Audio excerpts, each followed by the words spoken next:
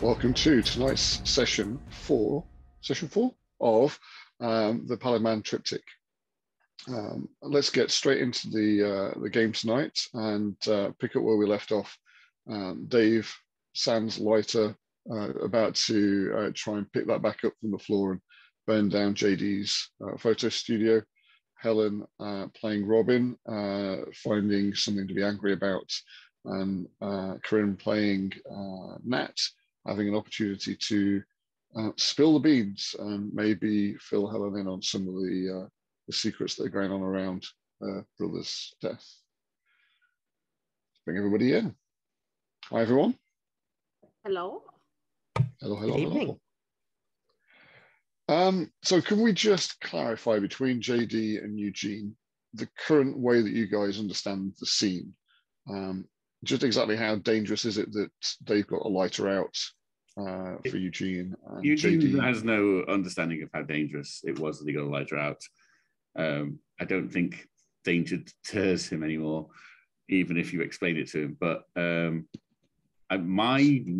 a Eugene, I think he feels JD has accepted that the photos need to be burned. Not all the photos, but the photos, the paintings perhaps, or the paintings need to be burned. There seemed to be like his argument last week seemed to make a little bit of sense to JD. Whether that's actually what JD is thinking, I don't know, but that's where Eugene is at. He definitely thinks that she's going to hand over those photos in a minute and let him burn them. JD, with that being Eugene's intent, what's your consideration for that? JD just wants him to get the lighter outside of the house in general, personally. As far away from the darkroom as humanly possible, and will say whatever she can to get him to not light a fire in this room. Right. So let's role play that a little bit. And the idea here is that you're trying to convince Dave to take Eugene out of the developing room and the dark room.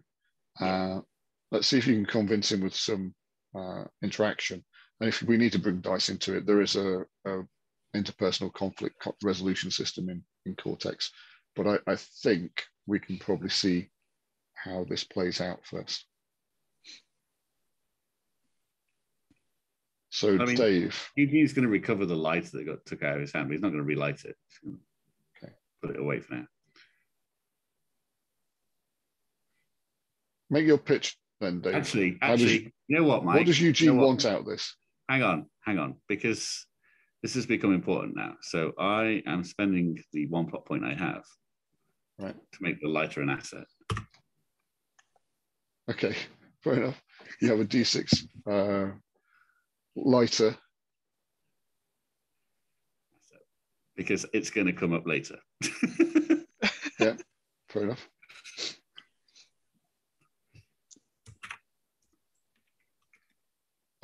Yeah, okay, so Dave puts his lighter back in his pocket, and the camera actually lingers on him, stowing that, Chekhov's mantle style, so that we know that it's there for later.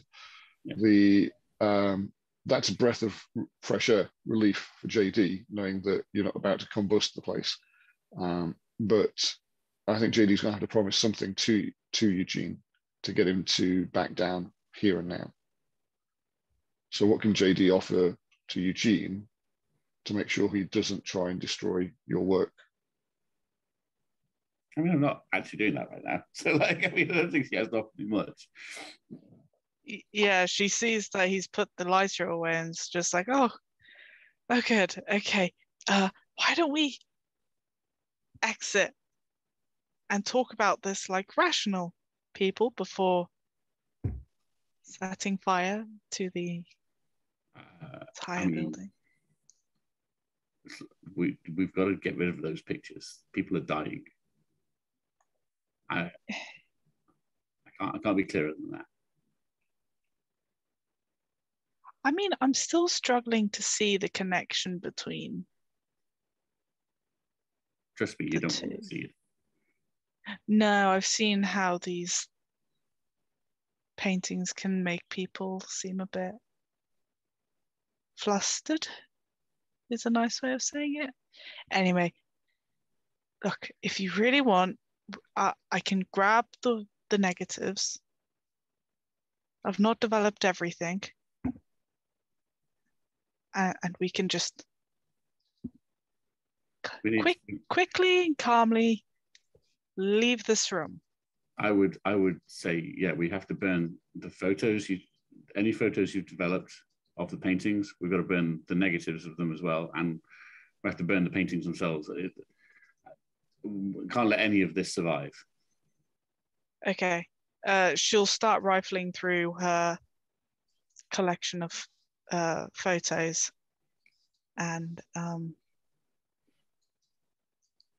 miss out or accidentally skip certain ones that she finds very pretty.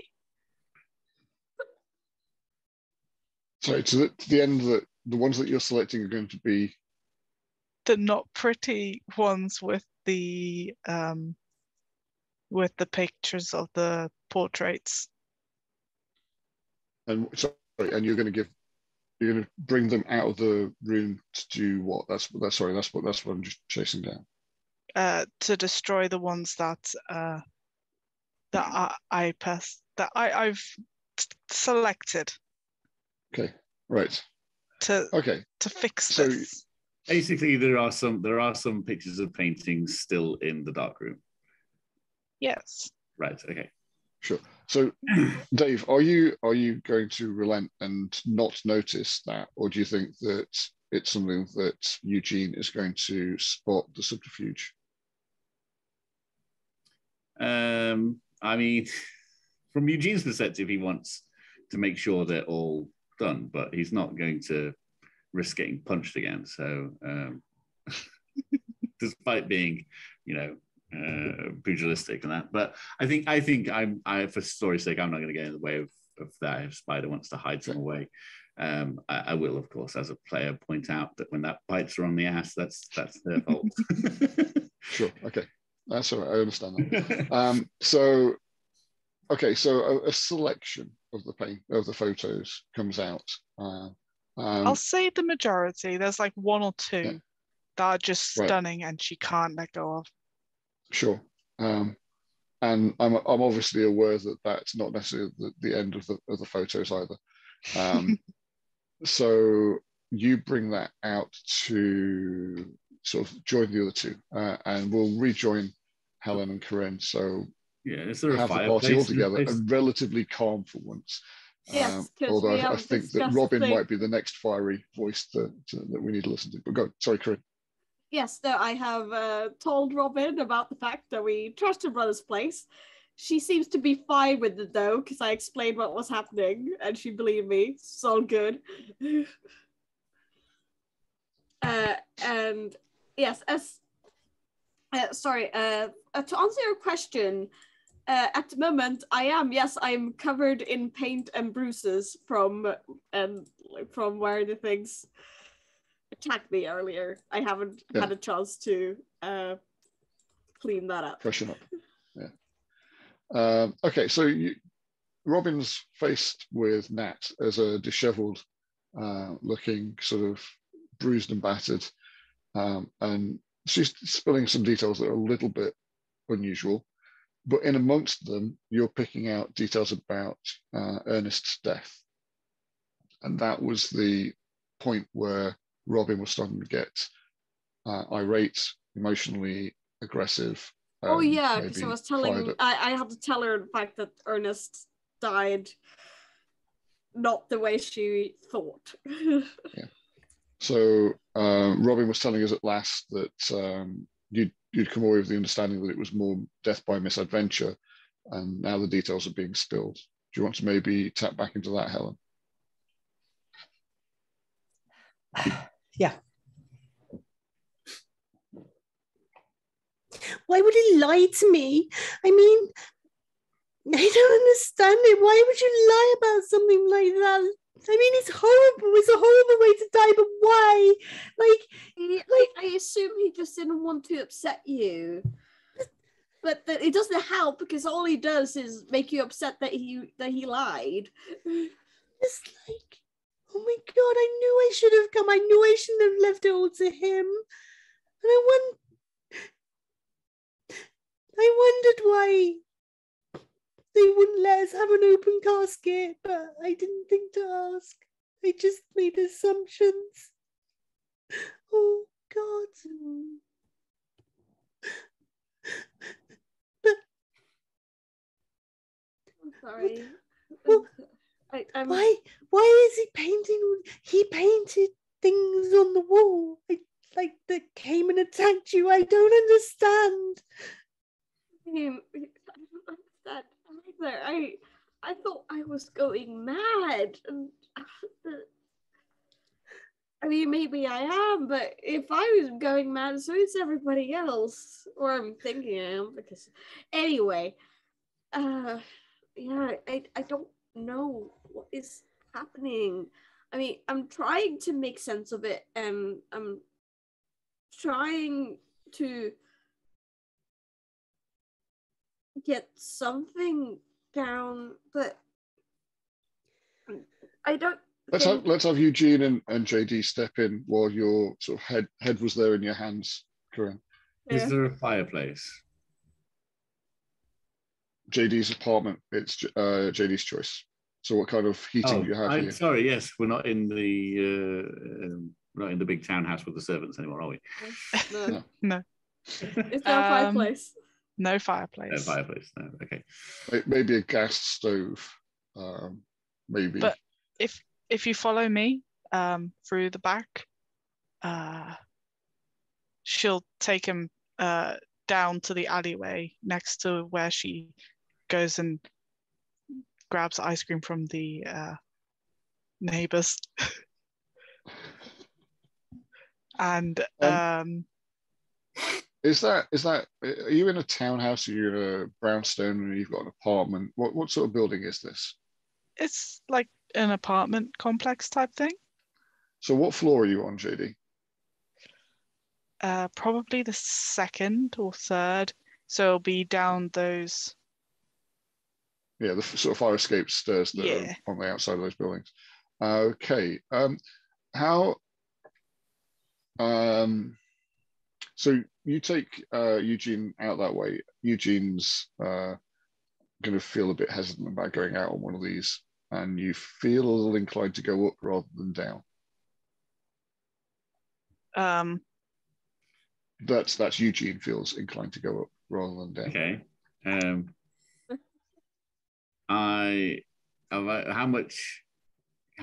How strong a feeling is that, Mike?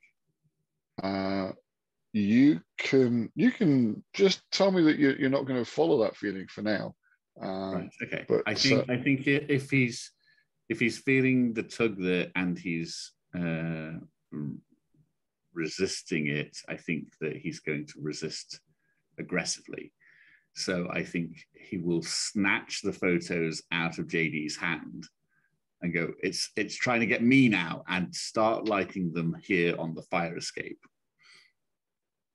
I immediately say, there's literally like a hobo that lives like not too far away.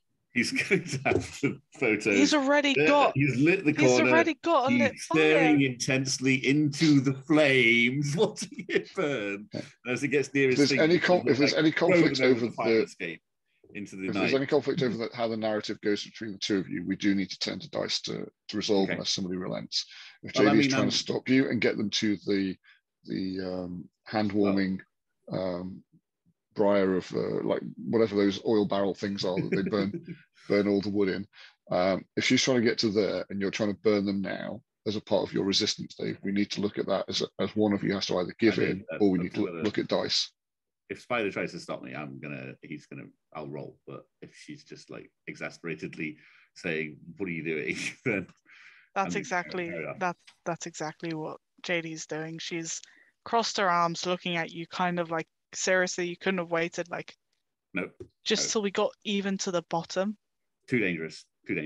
And so he's lit them. He's making sure they burn, watching intently. Okay, I mean, they take a flames. moment to ignite, I guess, and then slivers of silver paper start to fly into the breeze between the buildings, probably raining ash down on that poor homeless guy that we just mentioned a moment ago. But for a brief moment, you see the wizzled, old, white-faced hobo beneath you looking up at you on the fire escape banister, and you get a massive wave of vertigo as you just sort of have to lean back against the brownstone building for support. But other than that, you have served a blow against the mythos influence by destroying some of JD's hard work. So JD will grab him quickly, just pull him back and say, "Come on, that's not fair. Steve doesn't deserve a bunch of ash on him. Me and him share ice cream now and then. Come on." If he's literally a white-faced pallid thing on the floor, am I going, but he's one of them? Right. I mean, if you force yourself to take a second look over the edge of the fire escape. I need to know where all the things that need burning are. So yeah, I think I'll take a second look. Okay. On the second view, he's just a normal hobo, but you're convinced first you saw one of the things that attacked you in Ernest's room, but now you're looking again and it's just a guy in some rags. JD will call down saying, "Oh, I'm so sorry. We still up for tomorrow?" Yeah. He calls back, not really clear-headed enough to know who he's even talking to over the stairs, but yeah. So you end up burning a bunch of these photos, and you scatter the ash into the air over the edge of the banister. It's a start. How does that make you feel? It's a start, but we have more work to do. I'm thinking Eugene turns you back into the apartment and comes in with sort of like a motivation for the whole group, something to push off and get started to do. What's your next plan of attack kind of thing?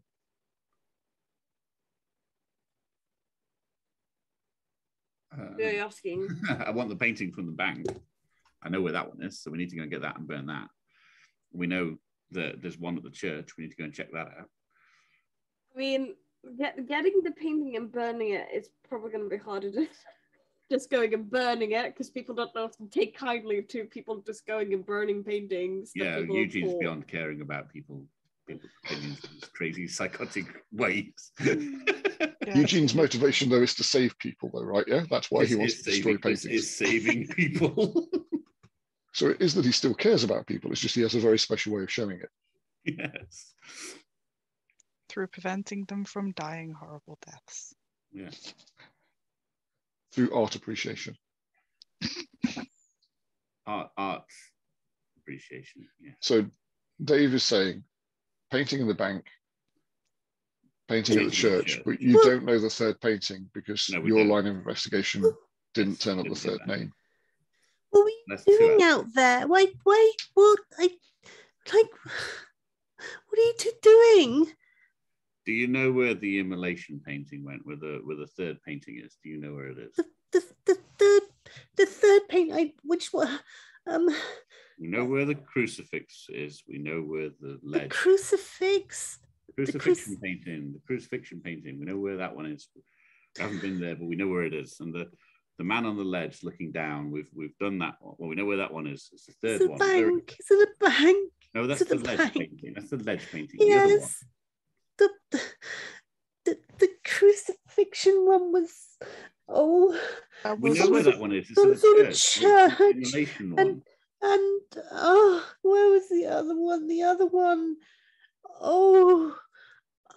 He was some sort of shady guy.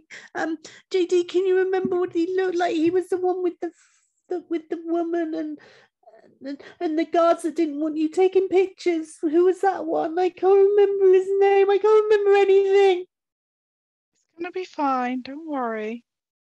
We'll get this sorted. But But it can't be all the paintings, right? It can't be. It's just no. This isn't Ernest. This is something else. We need to talk to Warren. Warren will know. Warren's hiding things, or Warren will know. He'll know what's going on. Right, who's this Warren? He's my brother's art agent. He lied to me. He didn't die the way Warren told me he died. He killed himself. Okay. Okay. Now take some deep breaths. I have some trouble making out what you're saying. So if we can try and calm down a little bit so I can actually hear what you're saying. I know it's really hard. Sorry. I'll give you a tissue. Thank you. Warren Palmer. He's my brother's art agent. He's like the one who deals with the art transactions, and like if there's commission work, he was the one who would liaise with Ernest, and like he was meant to look after him, like, and when Ernest died, it was Warren who called, and he told me that like there'd just been an accident, like he'd been run over in the street or something, and he killed himself. He crucified himself. That's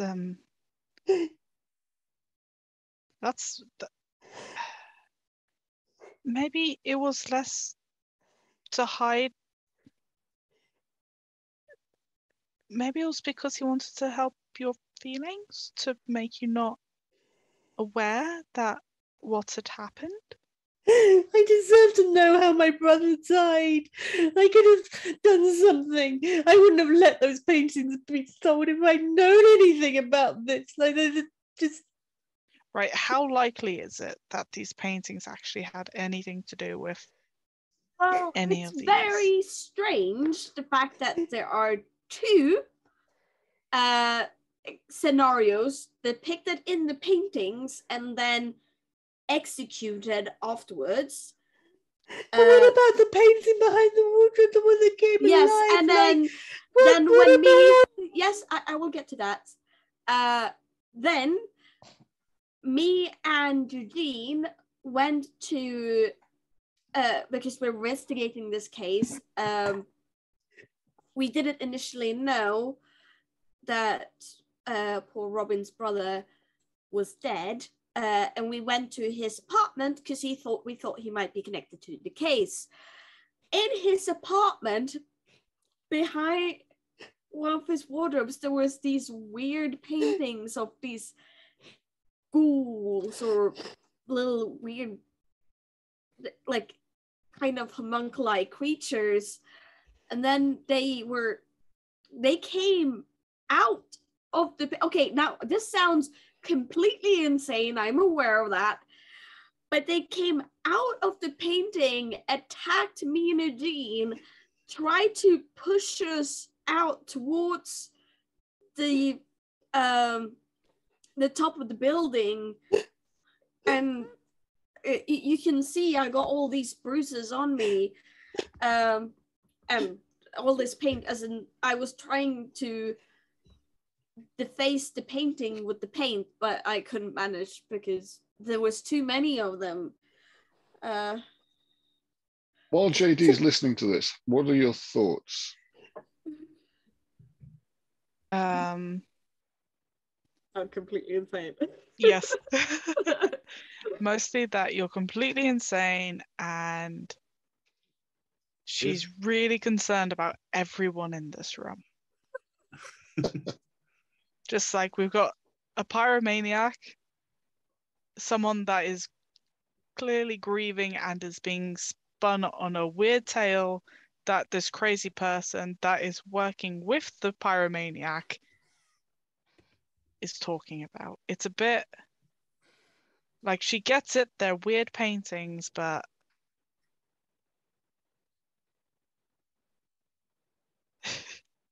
yeah, that's about it. I've rewarded Helen with a plot point for her distraught tears. I'm also going to give one to Corinne because when Robin asked that question, the one person I wanted to answer it was Nat with the full spin out. And you came in, I was like, yes, because that was the exact moment that I wanted delivered. So I'm just dropping those into your hands now. The way that the atmosphere in JD's apartment is going must be making her somewhat uncomfortable. There's been talk of going somewhere else and doing something else. And I think that's probably something that JD would encourage just to get you out of her home. But I want to try, in amongst all the craziness, I want to draw the group together because there have been 2 or 3 things mentioned as locations to go to. And there is a key item of information which only half the room knows, and that's the location of the 3rd painting. In fact, Robin is saying she doesn't recall. JD has photographic memory and photographic evidence of who was actually at the event to show who the 3rd buyer was. So if you guys want that information available, that's another element that we can roll by here. Or you can push for one of the 3 locations that have been stated: Warren, the church, or the bank. I vote for the church. His new location. It's fun. Yeah, I do want to check the church out, and we know that the painting in the bank, we know where that one is, so we need to verify that the crucifixion is at the church. I mean, I'm expecting it to be a horrific scene when we get there. But let's go. Sure. Okay, I'm going to ask chat to dictate what time of evening it is. So this is Thursday. So far today, we've had the tea party at the widow's house. We've had the investigation at the bank. It was hardly a tea party. Thank you. The investigation at the bank, the travel across town for both parties to go elsewhere, where one of them were then at the artist Monkey House apartment. The fight, the stairwell, everything that happened there, the destruction of a plaster wall. Then back at the bank, we had the other party members investigating the painting. Everybody came back together to JD's, and in JD's apartment, we've had all of this interaction, going out on the balcony, burning everything. This has all been in one day. So I am open to someone like Literate Hermit or one of the others stating what time in the evening it is. So whilst that is open to them to post on chat, we will start with you guys pinning down where you need to go to find the church. What did you want to use as your first point of inquiry to find out where you're going? Do you want to get out and go to Chinatown? Do you want to find some other means of finding it first? Or I mean, Yellow Pages or phone book. Those things exist, right? They sure do. There we go. JD, is there a phone nearby? Yeah, you can just use my office one. Oh, you've she got directs her to phone. Literally surprised. She will go into the office and she's going to ring Warren. Oh. Interesting. Well, I now have a time from Literate Hermit. It is 8 in the evening. So if you're phoning his office, you're not going to get through to him. Yeah, but I'll have his home number as well. Fair enough then. You're phoning him at home. Okay. Yes. And thank you again to LH for the time limit there. Okay, so the phone rings for a little while. There's no caller ID or anything, so it's not like they know who's calling them. Or do they? With operators, do they say who's calling? This is okay. So you hear Warren on the other end going, "Hello, this is Warren. Who's calling, please?" Warren, is Robin. Okay, he takes a moment to adjust his tone. Robin, dear Robin, what is it? What's upsetting you? I've had so many things today and I just don't know what to make of them, and I think I need your help. Sorry, what's happened? Take your time. Take your time. There's no hurry. So, did you hear about the banker that threw himself off the roof at the bank earlier? I had no idea. Lie. No idea. We told him about it. Hmm? Lie. We told him about it. I don't think you've actually spoken to Warren. Well, No. didn't we speak to Warren? Or is that? Oh no, we spoke to the landlord, didn't we? Yeah, sorry. That's not the same person. I can see the confusion. Yeah. Yeah. I'm not saying you're wrong. I'm just saying you haven't actually spoken to him. You No, didn't not actually to tell Warren. him. Sorry, I thought the landlord was Warren. Sorry. Sorry, Helen. Continue. So, and then, well, I happened to be at the widow's house, and I sort of found out that Ernest didn't die the way you said he died. How did Ernest die, Warren? How did Ernest die? Robin, we never really discussed Ernest's death. I thought it best to not disturb you with the full details. Are you sure? You sound very emotional now. Are you sure you want me to Yes. open that? I want you to tell me the truth. How did he die?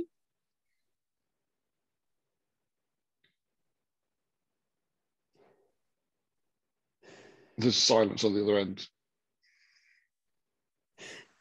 Robin, I don't feel comfortable saying that to you over the phone. I don't want to make care sure there's whether somebody that- you're comfortable. I need to know right now. Tell me, how did he die? Where are you? I will come to you now. No, you will can just tell me. I might not go into those details this exact second, Oh yes. but we will talk about that. Yes, but there's a short interlude as you're put on hold on the phone, and then we will go into those in a moment. Yeah, thank you for that. Can you do some drawing? And no, I'm afraid I'm using all three of these screens. It's a bit of a bore, isn't it? I'm sorry. What can you draw with? Paper and pens, probably. Or maybe you could go into your bedroom. Have you had your tea yet? You've not had your tea yet. You're having pizza, aren't you? Come, you go and find Mum. Maybe close the bedroom door as you go through. Don't change my light colours, please. I need that back as well. Which one? One of these. I'll get you one. There's one by the door.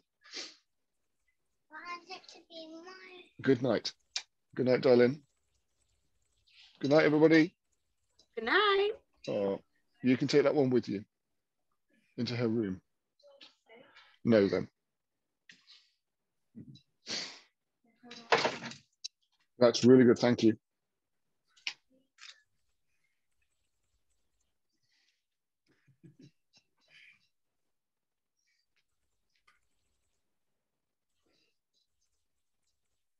To be clear,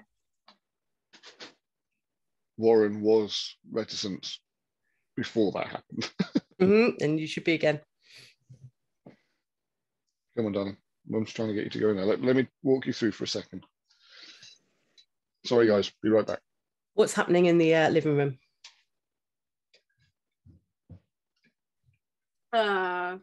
Who's Fire Goddess? That's Louise. Uh, Hi, babe.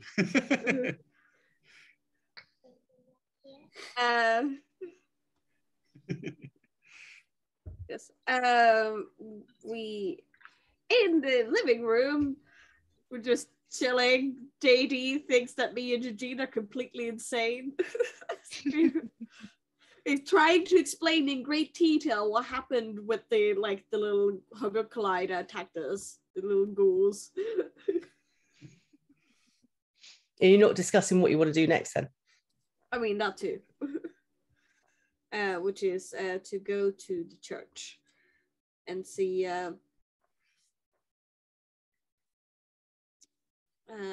what to speak go to church, find the painting before it's too late, and I will ask if JD remembers which painting the church bought specifically. The mass crucifixion one. The mass crucifixion one. Okay, cool. Yeah. Cool. Yeah. That's what we're gonna JD get would on the other definitely side say of that. this. JD And will then- definitely say exactly who and where, because they have photographic memory. Spider, on the other yeah. hand, It was I've got Mother everything. Zhang in Chinatown at the Presbyterian Chapel, because Thank you. somebody picked up their notebook now. Which is in 925 Stockion. Looks like it, something like that. Stockton. Sorry, guys, about that. No, that's Roll20 trying to read it for me. That image is also available on the Pallid Man channel on the Discord server. There's only so many things I can have open to ping. I understand. Is that dodgy browser you're using? Whatever. Right, just about at the point now where I'm back. Apologies, guys. So I missed a lot of that. How are we? Yeah, thank you. The hold music. Thank you, Corinne. You just reminded me where we were. Yes. So I think I was saying that Warren was reticent to discuss this over the phone, even before my toddler 4-year-old walked into the room, and you were asking me to describe a very gruesome suicide. But hey, this show has content warning, so she should have known better. Yeah, should have known Yes. So you hear the click as the hold music comes off, and Warren, you're very insistent, Robin. I don't think this is for the best. So it's not for you to decide what is the best for me. It is for me to decide what is the best for me. Now tell me. It is with protest, but I will do as you ask. Your brother committed suicide.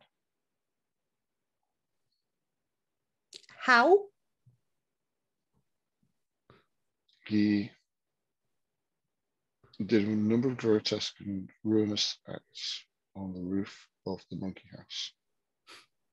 These included burning himself, crucifying himself, and throwing himself off the roof. Why didn't you tell me this before? How do you feel now I've told you? Maybe that will answer that question. I feel like that you've let me down. I feel like you were meant to be looking after him, looking out for him. How could you let that happen to him? Did he not show signs? Did he not do anything before that? How did you miss it? How did you miss that? There's a click and he hangs up the phone.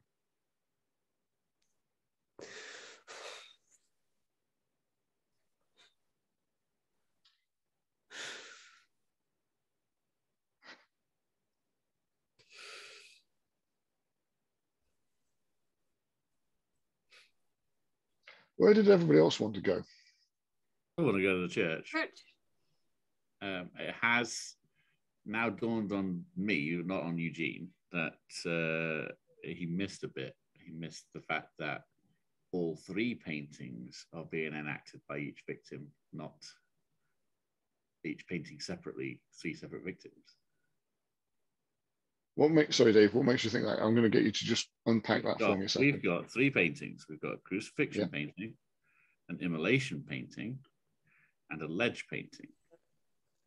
And it had not occurred to me, I mean, we were told when we got to the apartment that he had crucified himself, immolated himself, and thrown himself off the roof. But at that point, we just thought this was a throwing yourself off the roof thing, and that everybody was doing it. We hadn't put together the 3 different paintings. When we were at the bank, it was all about him throwing himself off the roof. There was very little information about him being crucified or immolated. It was just, and maybe should have explored going to the morgue to see the body more or whatever. But yeah, it was all about throwing himself off the roof. There was, I mean, I'm not going to. No, I'm not saying you didn't correct say your it. theory. I missed it. I'm not going to correct your theory, but there was no mention of fire or other mutilation at the bank. Yeah, exactly. So obviously Eugene hasn't heard that phone call, so isn't going to put this together. But me as a player, I'm now looking at this as like, it's not each painting does. I think you're wrong. I literally think you're wrong, Dave. I think you've completely misinterpreted what was said. Stop playing the meta game, get back into bloody character and choose where you're going. The theories of the players are important to be heard. And it's part of the entertainment for the chat as well, to hear what you guys have got in mind. So Helen, correct my brother for me, please. Eugene is still going to burn everything. Eugene is not on the same page as I am, but I'm thinking we're going to find, I think when we get to the church, we're going to see people have gone up to the bell tower, crucified themselves, burnt themselves, and thrown themselves out of it. That's what I think we're going to find. Eugene has no clue. He just wants to burn the church down. Okay, it's early, but I think I'm gonna have to step away and take our break now, guys. Sorry about that. Okay. It's not the best situation going on behind me, so I'm just gonna ask, can we go to a break for, I don't want to say 20 minutes total, but let's take 20 minutes, and if we get back a bit early, then we get back a bit early, and then if we're late, we're late. Just has to be. So guys, we're going to pick this back up shortly after 9, if that's okay. Yeah. Thanks, guys. Yep. And I'll just check in and make sure everything's going well over the other end.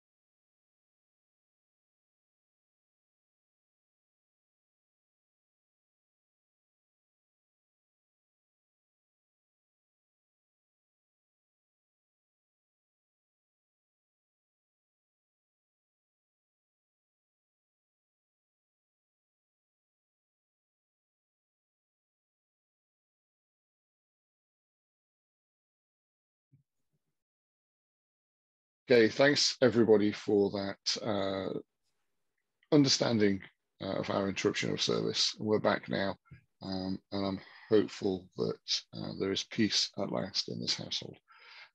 So we will continue, and we just got off the phone with Warren, stoking the fires of hate within Robin. We were investigating the location of the Presbyterian Church, which I think they've placed on Stockton. I couldn't tell you the exact street number, but I think you guys did that out somewhere. Okay. According to the then there were pitched theories about how people are dying, and Helen was about to correct my brother when I had to bow out. So I've definitely got to go back to that. Oh, because we want. There's no correcting of Dave. If Dave needs to hold these ideas in his head, and we will just see if he's right. He might be right. I might be wrong. I've been doing the investigation and taking notes. Of course, yeah, I'm right. Yeah, of course you're right. Yeah, because you are the best investigator in the world, and I wouldn't like to gainsay that, Mike. That has been proved. Yes. Mm-hmm. Mm-hmm. And the Very best good. criminal too. Wait, yes. by any best criminal. By any means, Dave, was the proof that you're the best investigator an investigation that you yourself did? Of course. I got all the best investigators in one room, and it was only me. Okay. So let's pull this scene back together, director style as it is. We've got everybody sat around a table or something in JD's kitchen. Dave's got the black marks of the photo ashes in it on his hand. He's still flicking the lid of his lighter. If he's not careful, JD may punch him. We've got Corinne almost foaming at the mouth, and Helen weeping from her eyes. Sorry, Robin and Nat. What is your focus as we see that the hour is past 8 in the evening? It's dark on the streets outside of San Francisco. What do you want to do? What drives you out of this house to take action in the city? We've got to go find that painting. We've got to go find the painting. We've got to go to the church. We know there's one there. We've got to go to the bank. We know there's one there. And we need to know where the third one is, which is apparently with Warren Palmer. Maybe. The third one is not with Warren Palmer. Oh. For our players' benefit, I will scratch that from the record, because that is not where the third painting is. Helen and JD are aware who purchased the third painting. Yeah. Are you actually discussing stuff? Because I'll come back in the lounge in a minute once you start discussing stuff. I'm outright saying, right, we need to find these paintings. We need to get rid of them. We need to destroy them. I don't know if burning them works, but I feel like that's the best option we've got. We gather them up, we burn them. We know where 2 of them are. We need to find the third. But we have to get those 2 anyway. So do we go and get those 2? Do we try and find the third? What people think? I list each of the paintings and who bought them. Yes. So JD shares the information. Yes, that's right.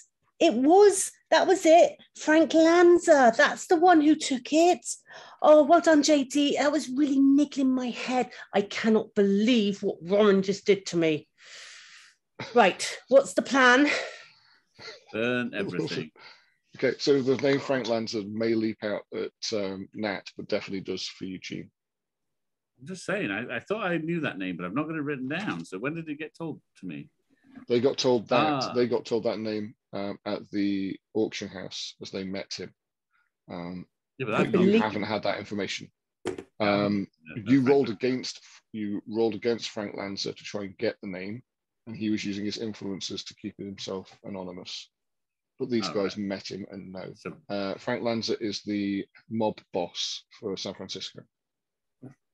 Right, so I know that name for that reason. Right, excellent. Okay, marvelous.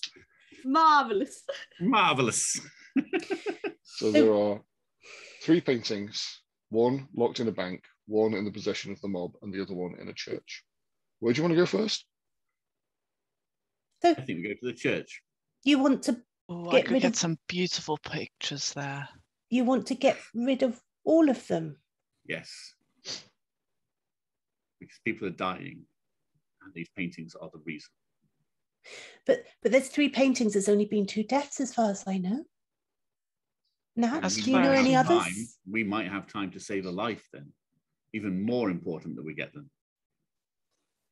Okay, so the first death, my brother's, so Warren said that he like crucified himself. He set himself on fire and he threw himself off the roof. That's Yeah. The second death, Mr. Collins, he just threw himself off the roof. I mean, that's all I heard. Do you know anything different? no, that's all we heard, but maybe there's more to it. Well, you were there, weren't you? We Wasn't know there when he it's threw more himself to off the it roof, by the no. fact that it was extremely strange, as he had no predisposition to this at all. That he had a great life. He wasn't moody. He absolutely loved his wife. Yeah, I mean, I can tell you that. And like, but there was something different about him this morning. And like, oh, JD, the journal. Have you got the journal still? Show them the journal. I'm pretty sure I showed them already. Don't think you did. I don't Yeah, think whilst you were Eugene's off, seen it. I showed Eugene.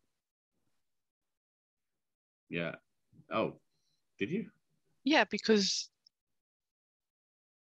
Robin and Nat were having a conversation to prevent you from giving all the information. I showed Eugene the journal and then he got distracted with the photos. Right. Yeah, Okay. So that's he's probably not finished looking through it. No, show them the journal. Show them the journal, JD. Show them.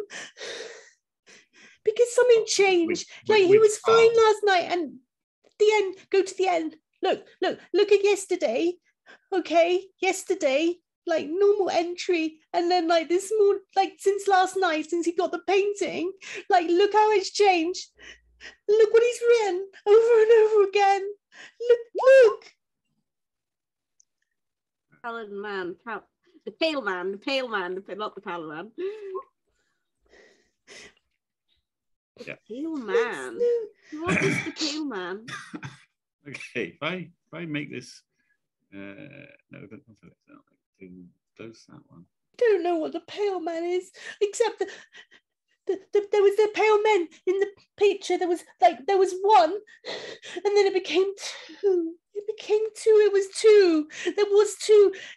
It wasn't just 1. There was 2. I saw 2. And we would Yeah. have had proof, but somebody had to go and burn all of the paint pictures.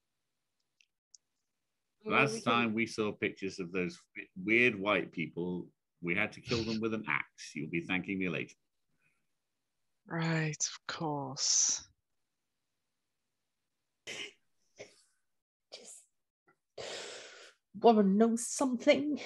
I don't need any of you to believe me. I have a mission.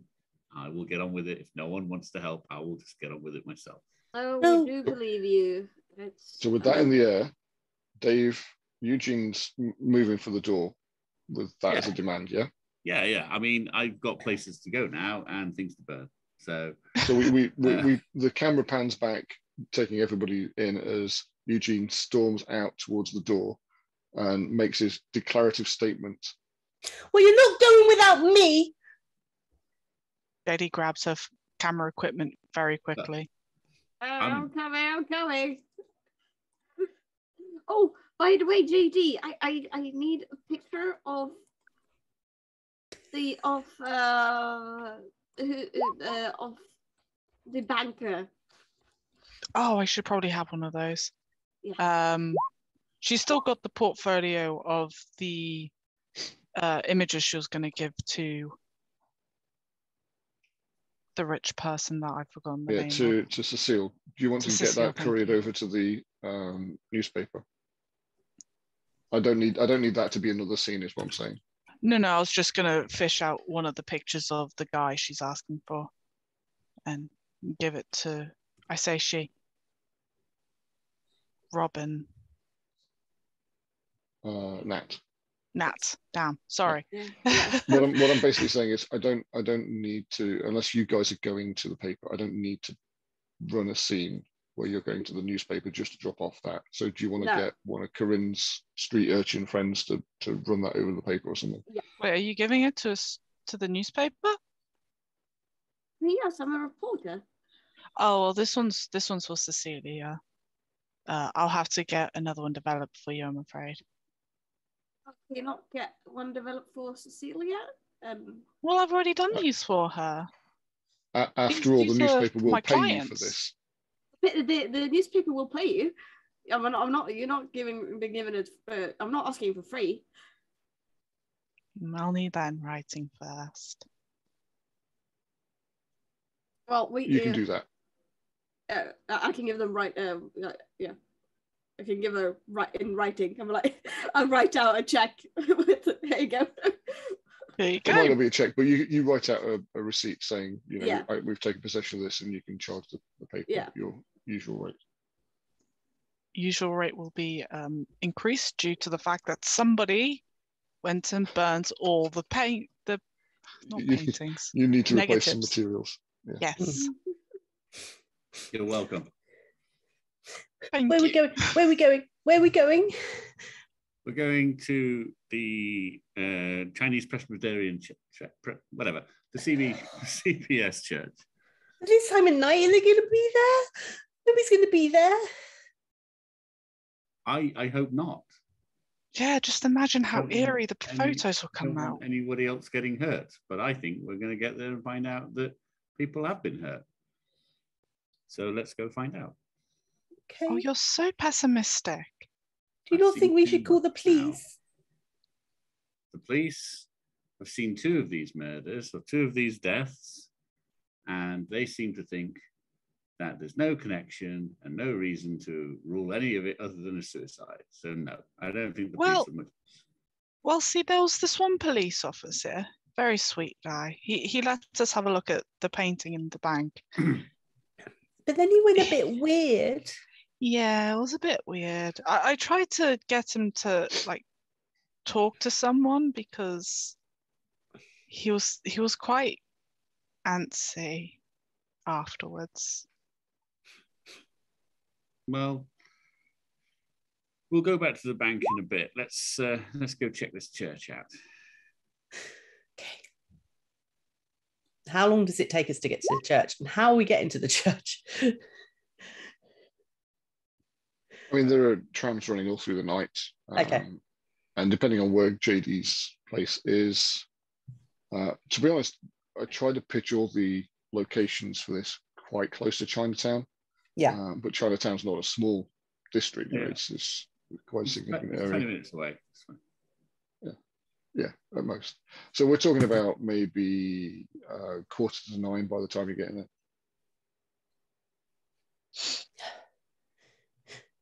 Is this the right place? Wasn't quite what I expected. JD is busy lining up as many photos as she can. Okay, so even at this late hour, there's a lot of foot traffic on the streets of Chinatown. And the 4 of you are a little bit of an unusual sight. You do stick out a little. Finding your way around the area is, it takes you a little time, but you do eventually put yourself in the right area on Stockton, and you find a corner building that is marked as the Presbyterian. So, I don't know, let's see, it's all 4 of you.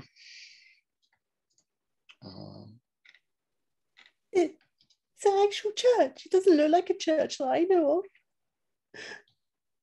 It's a relatively modern building. It was commissioned in the 20s. So it's a converted town building.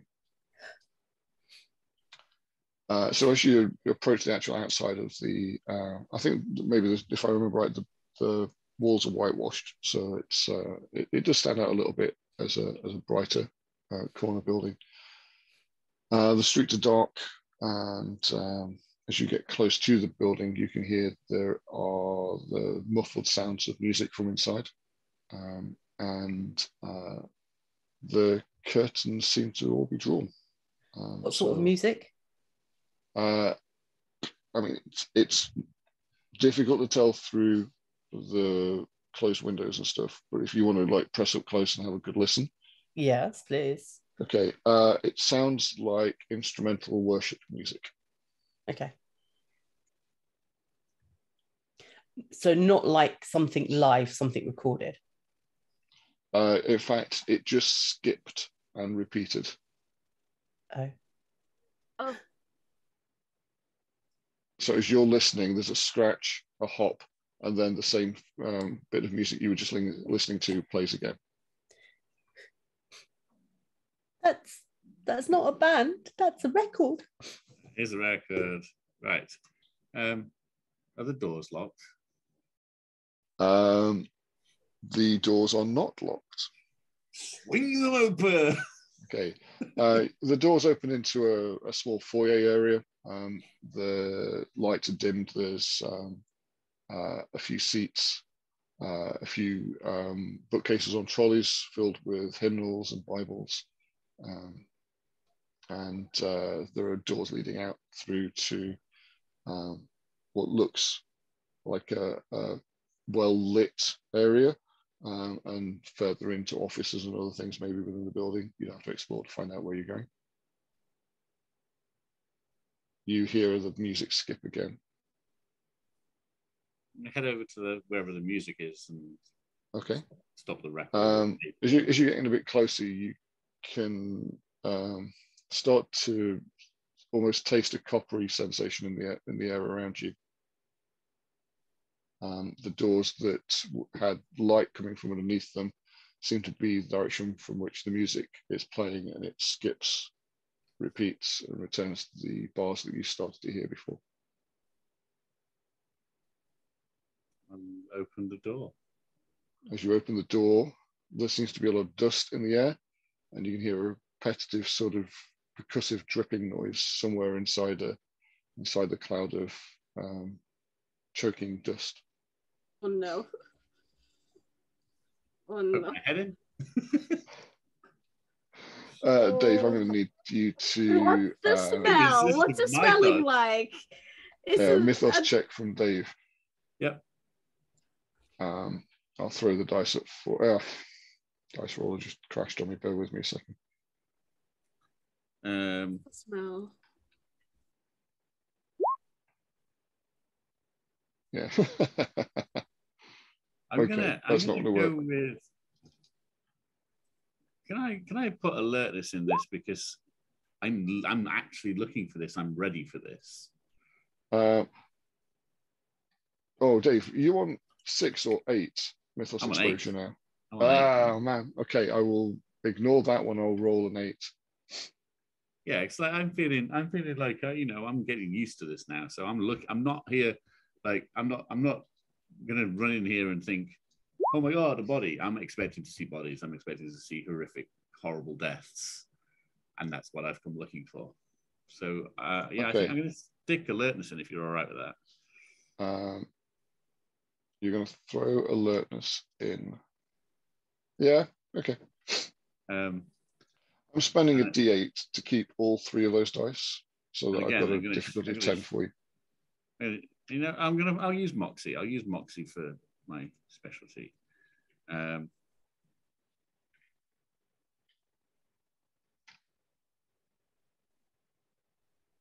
think I'm going to use. I'm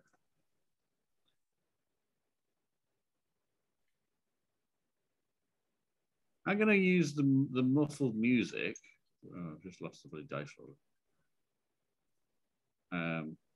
As a hinder, because it's creepy. Yeah. You okay with that, Mike? Okay. And I don't think I have an asset that's worth having into. So.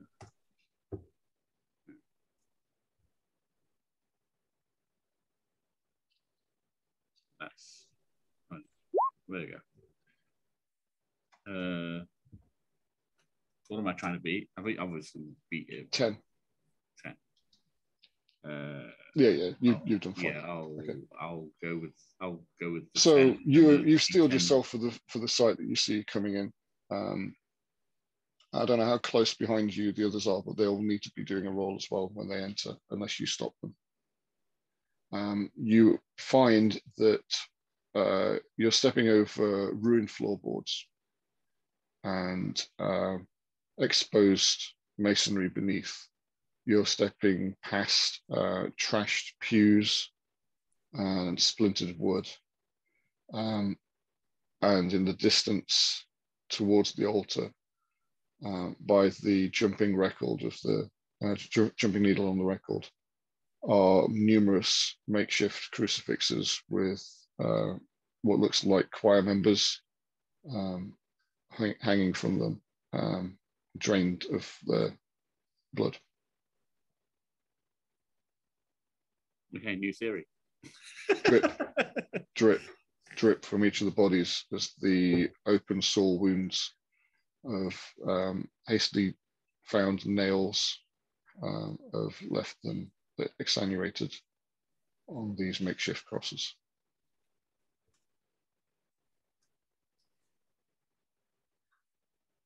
I was wrong, guys.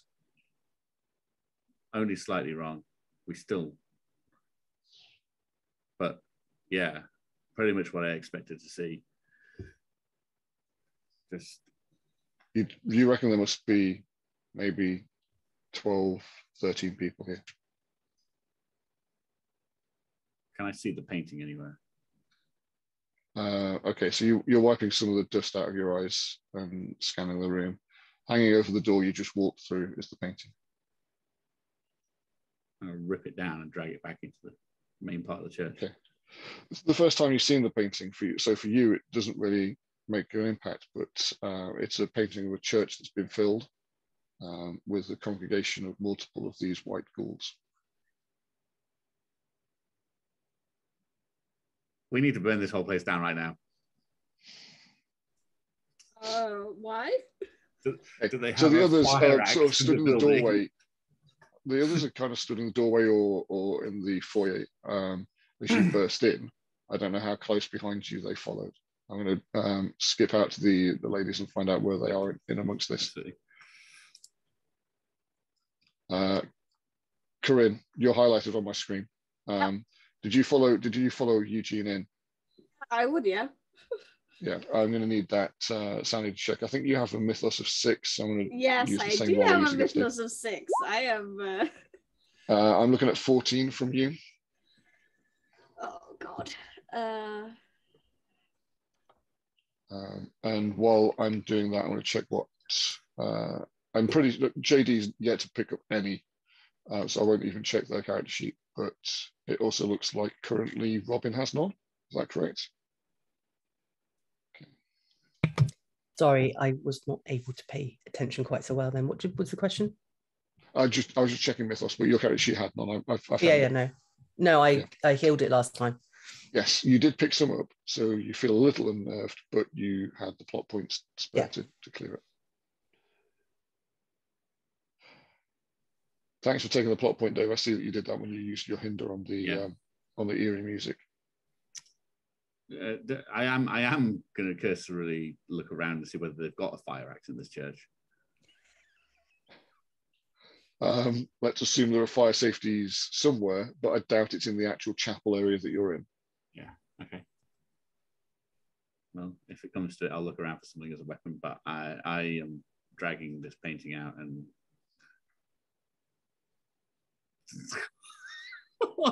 Oh, they'll have incense and stuff, won't they? They'll have like a place, possibly a place where I could burn this safely near the altar.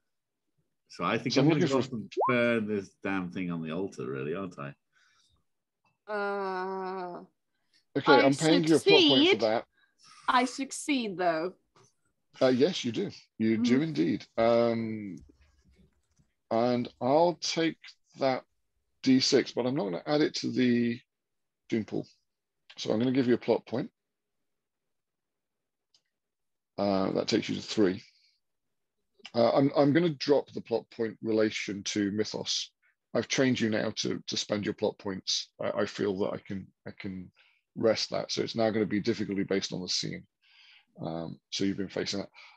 Yes, you succeed. Your mythos stress won't be stepped up. I'm giving you a plot point, Corinne, for your D6. I will use that to buy what's called a complication rather than to add to the doom pool. And I will make that complication appear later. So I will make a note of that now. But this is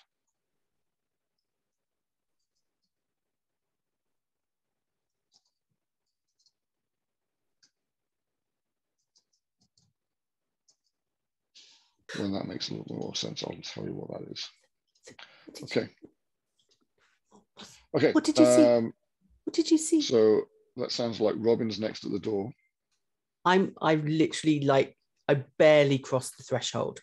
I'm like 1 foot on the pavement, 1 foot just about in the door. See for yourself the result of these paintings. Can't you just tell me? Why do I have to see it myself? Just tell me what's happened. What's happened? You explain, Eugene. The whole congregation is in that room. Right. Church service. 13 people, all in choristers' outfits. Yeah, so they're all in there. That's what the painting did. Got all of them. What's going on? And JD tries to walk, or at least look in. I'm not stopping anybody from going in there. Everybody should have a little bit of mythos, in my opinion. She has one glance and just turns away. Not dealing with this. We should probably call the police.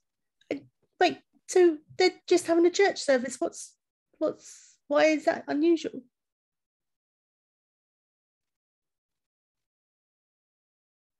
What aren't you telling me? What do you mean, what am I not telling you? How are you struggling with this? They're dead. What do you mean they're dead? How are they dead? Like the painting, the crucifixion, they're all crucified, all of them, just like in the painting. This painting holds it up. And this is where I'll get Helen to make her roll. Damn you, Dave. The painting is different again from what you saw last time. Struggling to convince where before this church scene was mostly empty, it's now filled with the pallid figures that you've seen 2 of in the other painting.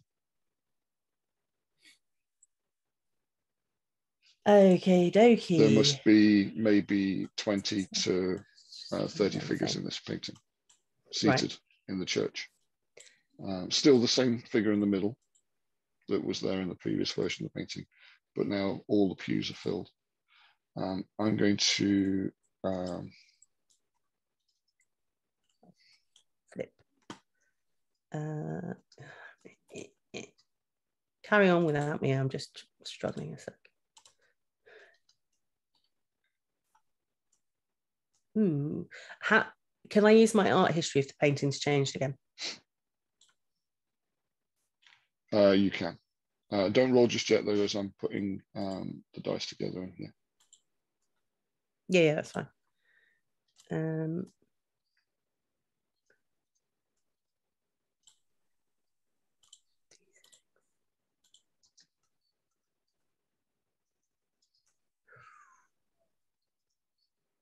think that's helping.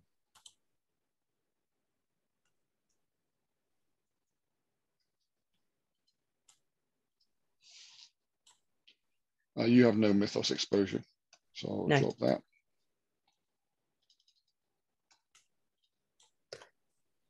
And so you're going to be checking against this. So I'm looking at an 8, and I'll leave it at 8 for you. Okay. Easy. Yep. Yep. Rather than it fueling your mythos exposure, I think this is just going to fuel your anger and fury. Exactly. Yeah. And so JD tried to turn her back on this. So I'll use the same dice pool for you. So sorry, what do I see when I look at the picture again? Okay, so where before it was the pews were empty, and there was a single figure, which was an amalgamation before, an amalgamation of people that were building into a single crucifixion. It's still that same figure in the middle. It's still an amalgamation figure in the middle. It's still a crucifixion, but now the pews are filled with the same white figures, where there are two on the ledge painting in the bank. There are now, I'm not assuming anybody's stopping to count them specifically, but there's about 30. The pews are filled, whereas before the pews were empty. The paintings changed again.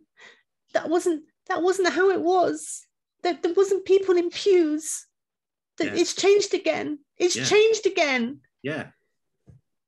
But I don't understand how does it change? It was painted. It was painted months ago. It's cursed.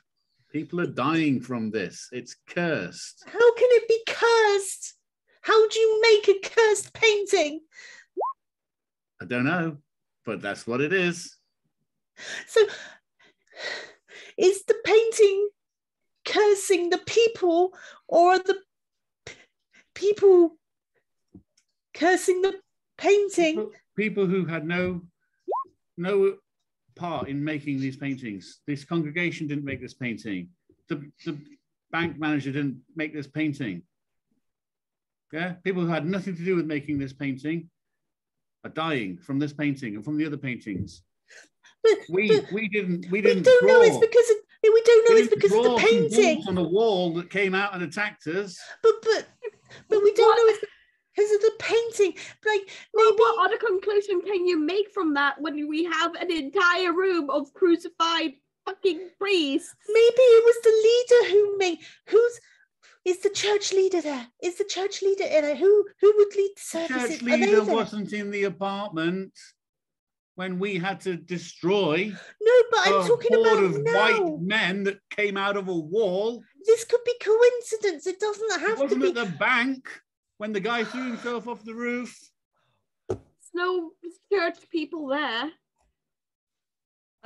Robin's gonna just get very angry now and walk through into the chapel area, and she's sort of braced herself for what she might see, and she's going to try her best to just walk and look for who she would think would be like the leader of the congregation, who would ever lead the worship, basically. So it's mostly younger ladies. There's a couple of gentlemen, maybe young gentlemen or an older guy. There's one sort of granddaddy kind of figure. But the face that you would remember from the auction isn't here. And just whilst we have a breath for a second, JD's attempt to resist mythos failed. And for the first time, might I add, 4 sessions in. So Spider finally has some. I'm gonna look at JD and I'm gonna go, I'm not insane. Okay. Do you get that now? I'm not insane. And I'm gonna gather up the painting and I'm gonna start trying to light it on the altar. You've come back into the chapel. But no, I'm not where the dead bodies are. Dave's never left. Okay, so just to pick up, all 4 of you are effectively in or on the threshold of the chapel. Right. Sorry, I'm misunderstanding. I was assuming that like the main part we came into was like the pews and then the altar at the front, and then it was. So you walk into a foyer. You walk into a foyer. Yeah. Then from there, Dave, as Eugene, rushes into the room where he could see light and hear music, which, by the way, is still skipping and playing in the distance. Yeah. The bodies are still hanging. Opening the door allowed all that wood, dust and stuff to settle and clear the room, and you could see what was happening. Right. Dave pushed the painting basically into your face, which is where you were confronted with that. Yeah. And to a degree, I guess that blocked your view of the massacre behind. Whereas JD was to one side and saw more of what was happening. Okay, so the room that the massacre is taking place in is not like a normal chapel then, it's just a room in a house, is it? So this is a converted building. It's sort of like it's a church hall type area. There were pews, but all the pews have been like absolutely decimated for the spare wood they needed. Right. Same for the floorboards in places, as the actual flooring beneath them has been pulled out. Okay. Right. So I've misunderstood then. That's fine. But I'm still dragging. So is there an altar? You are in a ruined chapel. Yeah. Right. Where anything that was possibly used for wood has been converted into makeshift crucifixes to hang the choir members from. Okay, well, if that's the case, I'll be dragging it out of the church and out of the front doors and burn it outside. Okay. I'm not burning it back in the room where the corpses are. I want to get away from that. I was under the impression the altar was in a different room, so I'm going to just take it outside and do it outside. Okay. I'm not hearing anybody stopping you, so Dave gets out into the foyer, takes it out to the front porch and sort of like onto the pavement outside the church. Robin will come out of the room, go, where's he gone? Where's the painting gone? Okay, you chase him out through the foyer. You see him stepping outside the doors of the church. Eugene! Oh, God. Eugene! She'll follow him out. What? The leader wasn't there. There was no leader there. Okay. Like, the person who bought the painting, she wasn't there. Okay. Well, nor any of the people who were with her. This isn't necessarily the painting. Maybe they are trying to emulate something they see in the painting. I don't think you should destroy it. I think we might need it to work out what's going on.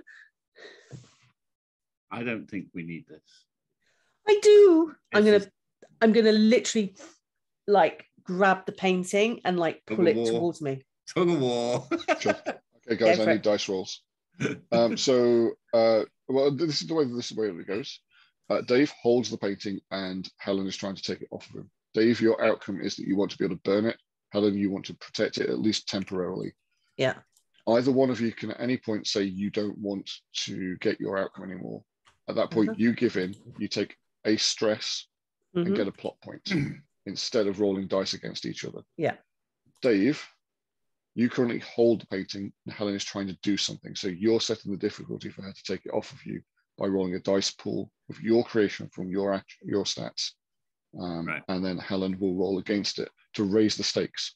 And we will then go back to Dave. He will have the opportunity to raise the stakes again or to opt not to compete. At any time, either of you can choose not to continue the challenge, but you have to choose to stop before you roll dice. Yeah. Okay, so I'm basically going with strength, dukes up and a bit too punchy as my dice. Yeah, because, certainly.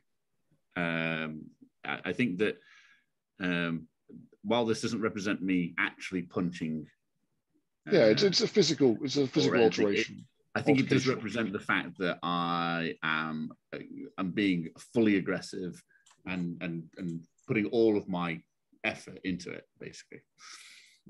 I'm not using an asset because even though I'm trying to light it, I don't think the Zippo actually helps in getting it away. So I get that. Yeah, I'm not going to do that. I mean, the narrative element of the Zippo, right, is that we all know it's in the scene and we all know what you're attempting to do with it. So it adds to the story. It doesn't have to actually aid you in taking it off. But you're going to have to make multiple rolls. So bring that in later if you want to increase your dice pool, or bring it in now if you want to hit with a big number to start with. No. Right. Okay. So do Do you have any stress, Helen, on that's relevant? Because it would be physical, wouldn't it? Not. No, no She stress. has No stress. no current stress, not even Okay. the mythos stress now. Okay. Is there anybody in the streets? Oh, wow. Yes, certainly. You could. I will say the dark streets. You can use that as a scene distinction to give you either a D8 to assist. There's somebody on the dark streets, or to give you a D4 of there are people that aren't helping, or that the streets are empty. Basically, it's narrative, so you get to define how that helps or hinders. Okay. Can I buy his? Paying Dave a plot point. Oh, can't I buy it? Because it's me versus him. It's nothing to do with you. Not. God damn it. No. If I roll them, like, you can buy them. If you roll them, this is part of the narrative. It's part of the story, and okay. So 8 then, or do I even get to do 8? So you have an 8. Yeah. Um, You're gonna have to make this bigger again because I've lost that. There we go. So yes, I do. And the dark streets. What is the value for dark streets? Is that a 6? Either an 8 or a 4, depending on whether you wish it to 8, be okay. helpful or not. Yeah. Do you have any stress, Dave? I have mythos. Yes, he does. What's your D number It's a on D8. stress? Right. Is So that relevant? Do you think that's relevant? Depends on how she plays into it. The crazy guy tugging at the painting. yeah. So she is basically calling out for help in the street, making herself seem very fragile. I'm using my fragile but fierce sort of distinction. Okay. So looking fragile, like, and using her agility. So rather than going for strength, she's like trying to like wiggle it and jiggle it and like, you know, duck down and stuff like that to try and loosen his grip rather than like trying to rip it out of his grasp, you know, directly. Yes. And I think that was so it. if I can just step in just to clarify then. So you're using your own distinction as a D8.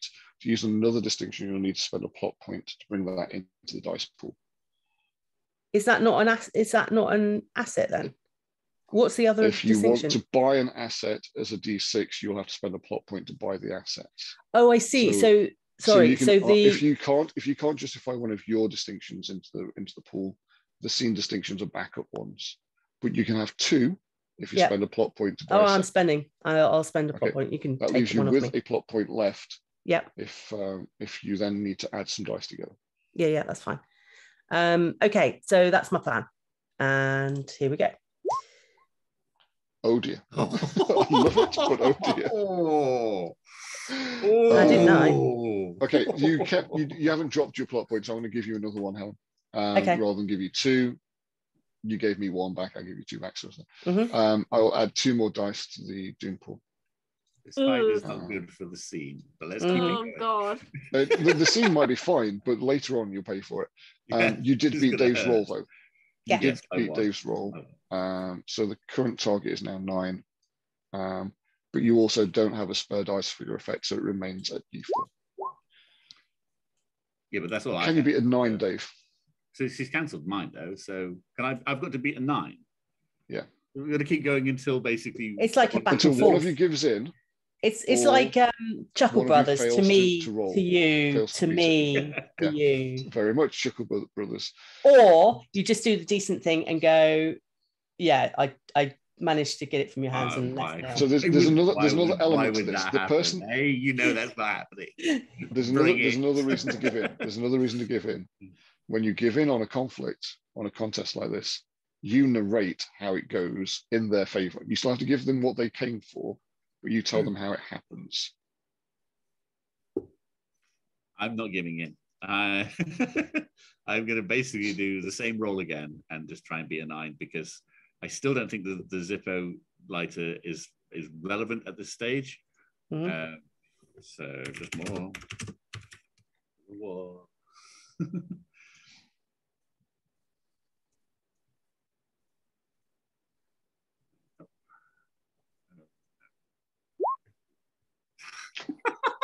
I mean, he did it, but it just keeps getting better for me. Yeah, I'm keeping this going. Might as well in for a penny now. In a minute, I'm just going to basically flip and go, oh, actually, I was working with the artist and the psycho monsters all along. Dave maintains his grip. Does he manage to snap it out of your hands, Robin? Back. Oh, just fine, take it, but I don't think it's helpful, and I don't think you're thinking straight. I don't know what's going on in your head. I don't know what's going on in my head, but I think my head's clearer than your head at the moment, and I don't think we should just immediately burn it. Maybe we need to get all three together to make something or do something, and I think you'll just jump into conclusions. Is that how you investigate stuff? You just find an answer and go straight for it. If you're looking to switch this to argument rather than fight, you could keep going. No. Give you a plot point. Yeah. How are you doing that then? Yeah. Are you? Yeah, I've let go. If you're giving up, Okay. Eugene, I've let go. then I'm giving you the plot point. Eugene is not going to answer that. Eugene has his comfort blanket painting. He's going to hug it, take it over to the street, to a little way away, and light it and burn it. Do I need to make a roll for that, Mike? Is this painting magically? It's not no. So basically, burn easily, you idiot. You're not going to do it with a lighter. It's a painting, it's fabric. It won't just burn. So an Dave wins oil. the roll. You don't have to therefore roll to make it burn, but you are going to have to put the narrative work in to tell us how you get it to burn. Dave, have we got anything that might be an accelerant? Oh, I don't know. Maybe. Let me just see. I've got something here. It's just I don't think slutty coat counts as an accelerant. No. Maybe not. But I'm going to have one anyway. Dave, have I given you a plot point for your last, the one that you rolled? No, you haven't. Okay. So Helen, you got a. I'm got happy a plot point for giving in. Yeah. I am happy to spend Robin, a plot point. because you gave in, you get a stress as well, and that has to go on your emotional distress. Okay, are you going to do that for me? Yeah, I've put that in for Please. Thank you.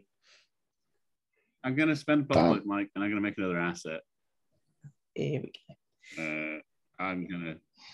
Can I either make... Can I up the Zippo to D8 by saying that I use the accelerant from a hip flask, but then effectively make the lighter more narratively relevant as I'm going around burning things? Or do I have to make the hip flask an asset?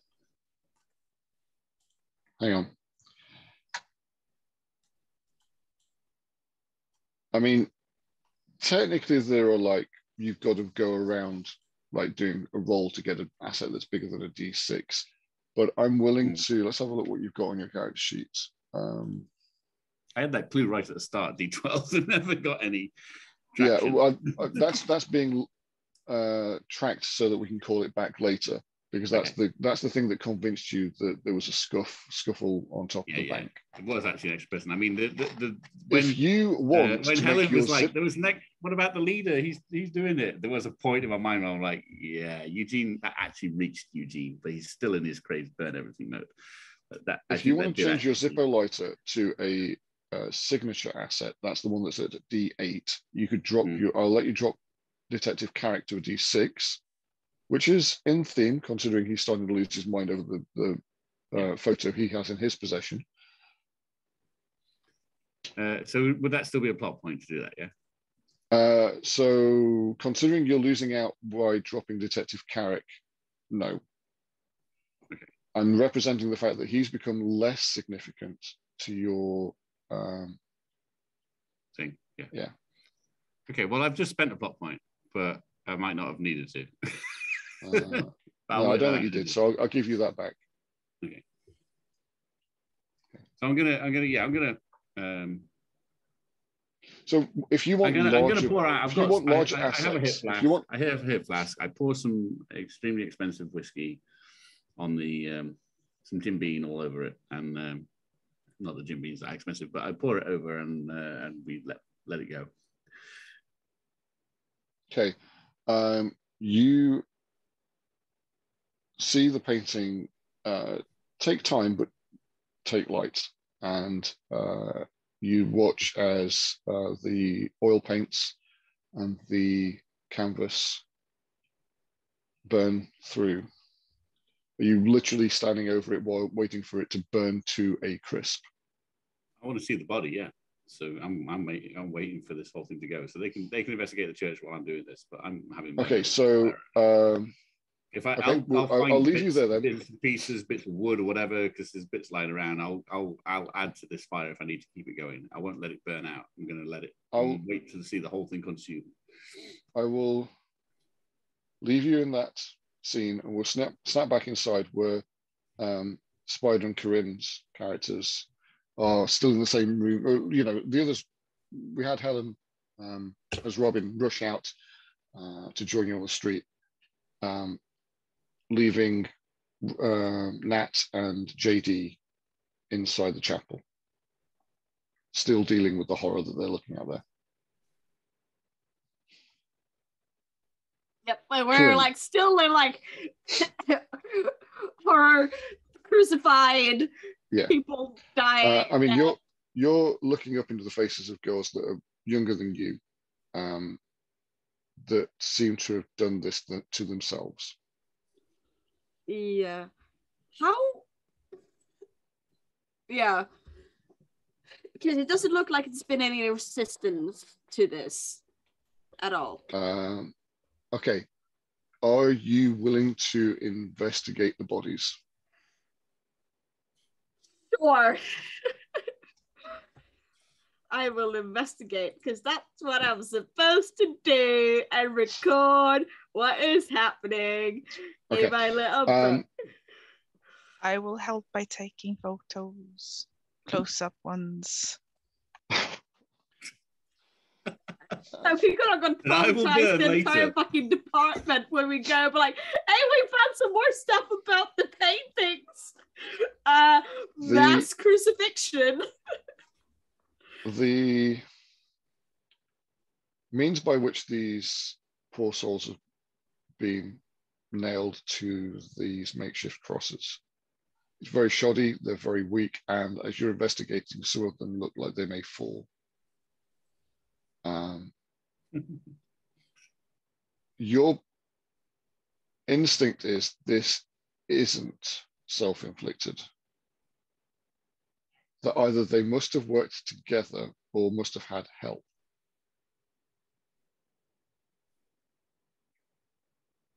Yeah, work together. But it doesn't look like they resisted the fact that they got crucified. Exactly. There's no like sign of struggle.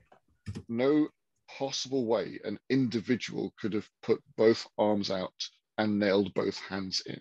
Oh yeah, no, obviously they didn't do it themselves, but is there any sign of like resistance to the fact that they did this?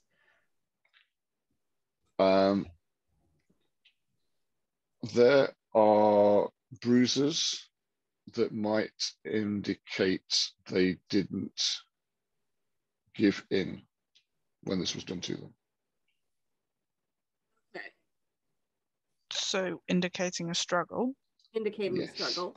Okay, I just wanted to make sure that. Yep, I point them out, I write it down, I make you take photos of it.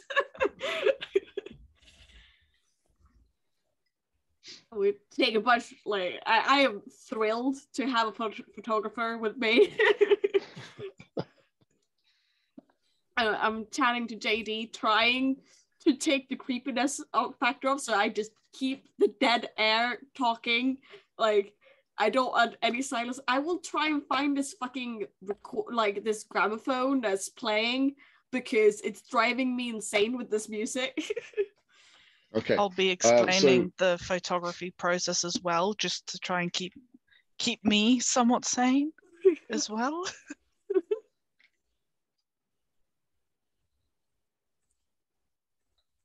So you find the gramophone slid into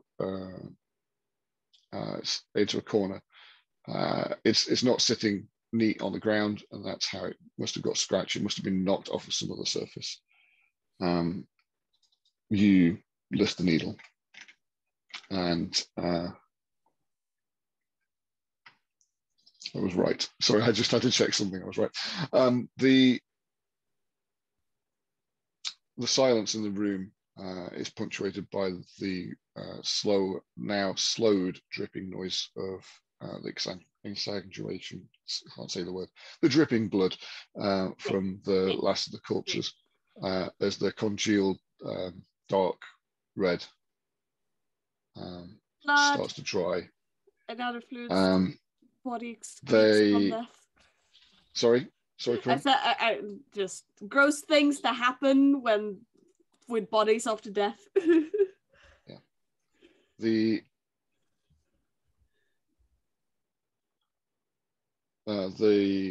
scent in the room is still strong, though now that the doors have opened, it is starting to air a little, especially as the outer doors were left ajar.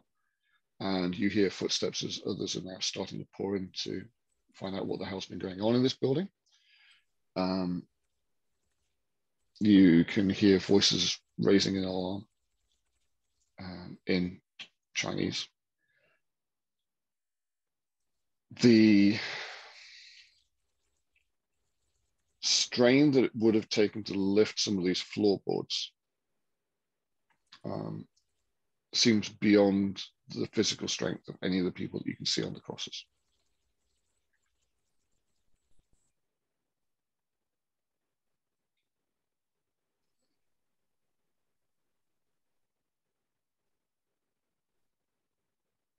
Okay.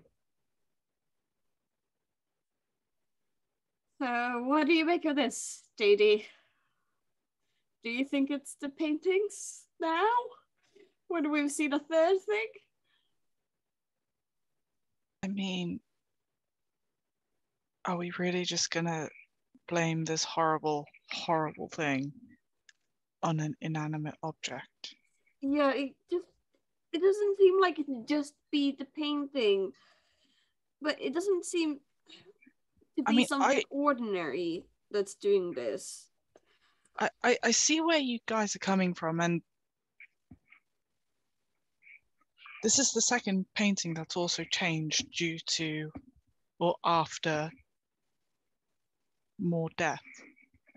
Yeah. I'm But really that curious doesn't to mean see it's what the painting. I'm really curious to see what happened to, because last time I saw the painting in the bank, it had one pale man. Oh, it had two when we were there. When you guys were there, it was two. I wonder how many there are now after this has happened. You see, I don't think they're connected.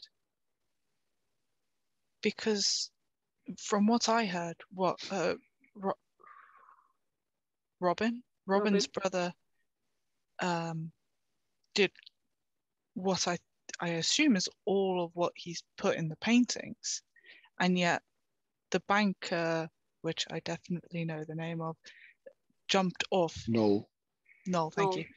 Jumped off due to one painting, and here we've got the crucifix, which was a big staple in that painting. Yes, the crucifix, which was the main thing here. So wondering if So I don't think they're connected. I think not connected in the sense that there's going to be these individuals painted in that one, if that makes sense. I mean, we'll see if we get to see the painting again. We'll be able to see. I'm hoping we can convince Doreen to just keep one to see if it changes, because yes, I don't think it's the painting themselves that are doing this. That would be straight. There must be something else that is somehow doing it. It's something otherworldly. It must be, because this doesn't just happen. Yes, this does seem a bit more than a crazy couple of people. Yeah. Okay, whilst you are discussing, the concerned citizens of Chinatown have streamed into the building whilst Helen and Dave were outside struggling over the painting. And one very irate and horrified older man is screaming at the two of you in thick Chinese. So unless one of you takes the languages skill as one of your unspoken, unclaimed specialties, you have no idea, but he's definitely gesticulating for you to head to the door. And DD. Yes. Yes. I do have unclaimed specialties. So what language is he speaking? I mean, this will be a dialect of Chinese. Let's assume. Sure, I can speak Chinese. I've been on the streets. I speak to Chinese. I picked up some. Are you able to add that in, or do you want me to edit your sheet for you? Yeah, can you add my sheet for me, please? Yeah, sure. So you have taken Chinese. Chinese. Which is the gentleman is screaming at you to get out of his church. and I reply in Chinese. Is this your church? My church. Get out of my church. Do you see that? And I point to the. Yes, and he's, he is distraught in his voice as he is not so much blaming you for what's happened, but feels that your imposition is almost desecration of what's happened here. When do you know when this happened?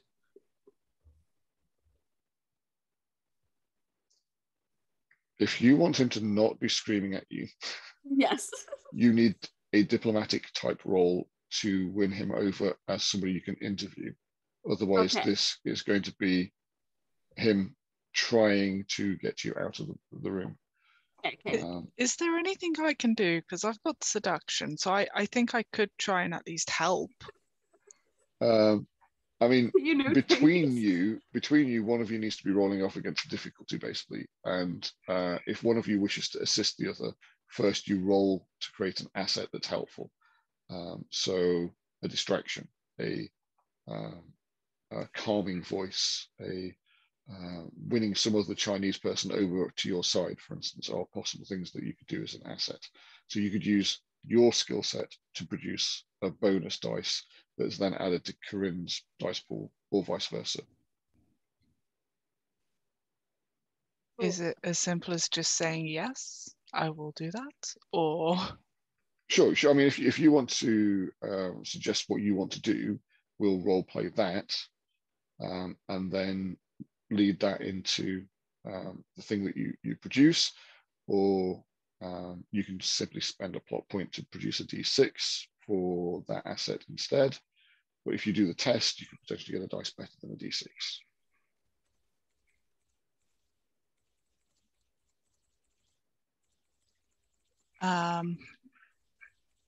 So as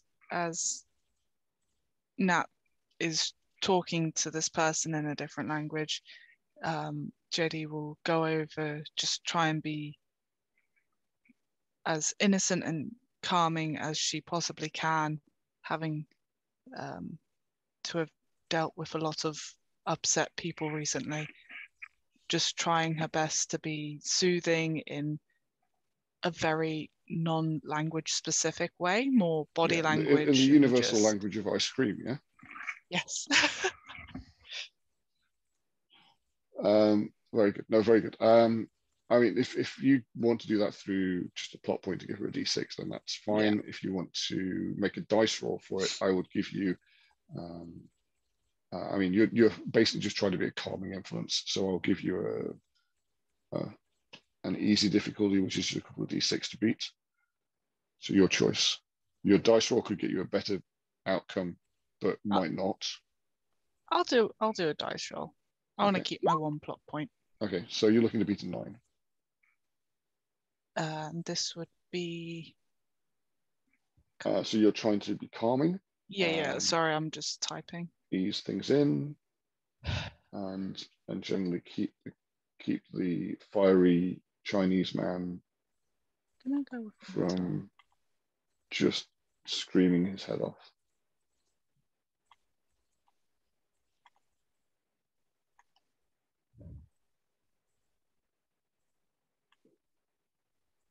fixate on details?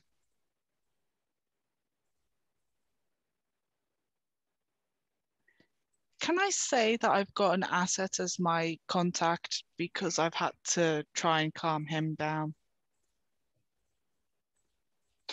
Or does it not work that way? Like prior experience.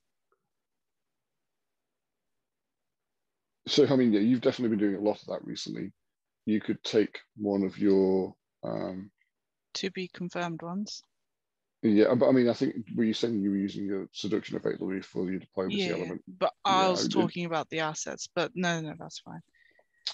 Yeah, I don't think the ones you have work. Yeah. You could spend a plot point to create an asset to help your dice roll in the hopes that it then gets you a better dice for and I've got the outcome.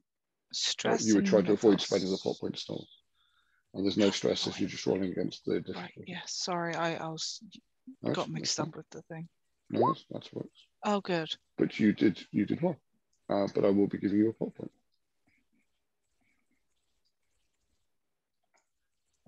So you have an 11 to my 9, but you're only going to be able to get a D4 out of this. So you're not really any better off with this dice roll. In fact, you're technically worse off. You managed to keep him calm, or at least keep the atmosphere calm, but short of spending a plot point, you're no better off. If you spend a plot point now, you get a D6 asset. So you haven't benefited from the dice roll, but you have managed to exude calmness. What I could give you here, you could give the D4 to Corinne, and I will still allow you to spend the D6 to give her a D6 as well.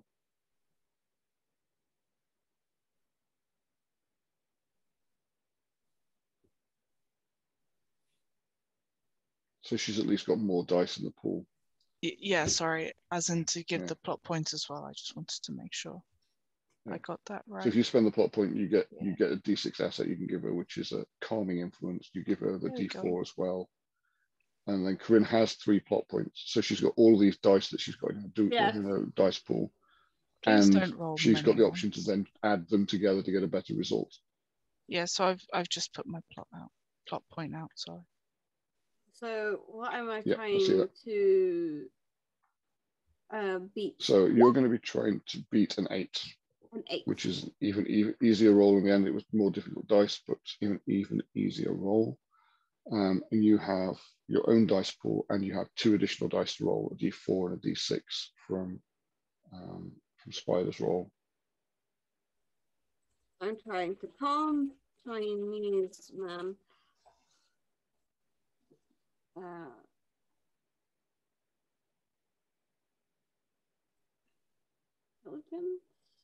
And I'm going to use my charm.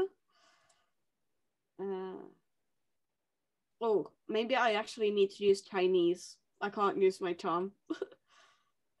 I think the fact that you can speak Chinese means you can be charming in Chinese, so you can use your charm. Okay, cool. New sound. I'm going to say that help. You're after the story. After the story, I do have assets, which is a. So D6. You can use your own assets and still get the other 2 dice as well. So to do that, you could put. Go again. My other assets is like Craig and street urchins, so I don't think. We've certainly used Craig before as an inspiration or a tutor, somebody who's taught you the ways of getting a story. Yeah, so let's you can do that. But you can also get the D6 for the Yeah. And you and can then have I the have a D4 if you want as it. well. Oh god, To do that's that, use the fucking other dice button, or just terrible. And then you can roll the D4 as well to add. Oh, that's not good. Let's hope the D4 comes out good. where's the D4? I tried to help you, and I made it worse. My roll is just awful. So you either add a D4 from the extra button, or just use the native dice roller to roll a D4. Whatever works best for you. And that's a good roll on a D4. Yeah. Aren't we glad we gave her that? Okay. I might In be fact, able that's to the best spend dice enough out of the plot lot. points to put these things fucking together. Okay. Okay, so I have a 7. I need to beat 8. So if I spend Plot point, add the 2. Add the 2. And then you've got the D8 for you. Yeah, and I got the 8 for effect. There we go. Okay. That's good. Okay. So the D8 can be the asset that you achieve out of this, but we can now at least go ahead, role play out a little bit of the discussion. So you get him to calm down and maybe step into the foyer or into one of the side rooms so you can actually talk through things with him. There's somebody probably calling for the police by now, and your D8 is probably going to be of use to represent that you've got time to talk to people before the police get here, the attitude of the police, or those sorts of things as well. So it's generally going to be useful for you, is what I'm trying to offer. But what you're going to make out of that is down to you as we get through the roleplay. So you get him to the point where he's now willing to talk and he calms down. He's impressed with your grasp of the language and your respect for him. And so you ask, what do you know when this happened? I do not, but the choir practice would have started at 7. Okay, that's just about an hour a bit ago.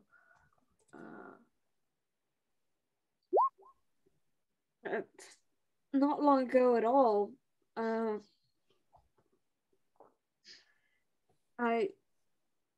Are you normally around here? Did you just arrive?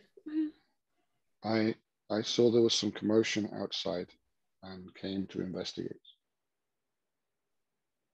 I saw that there was something wrong and came inside.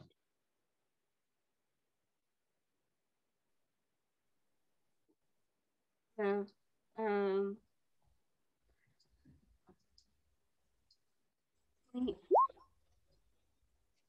I do not understand what has happened here. I don't know. There's the horror. It's horror. It's pure horror. It's really young girls. It is.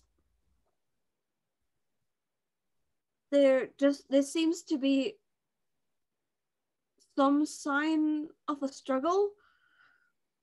But You think this was some sort of act of hatred? Somebody attacked our church? I don't know. Do you have anyone who has threatened you at all? If you have any of that thought? He swears of some kind of racial tension that's always in and around Chinatown. Yeah. But even with that, this is very extreme. Yes.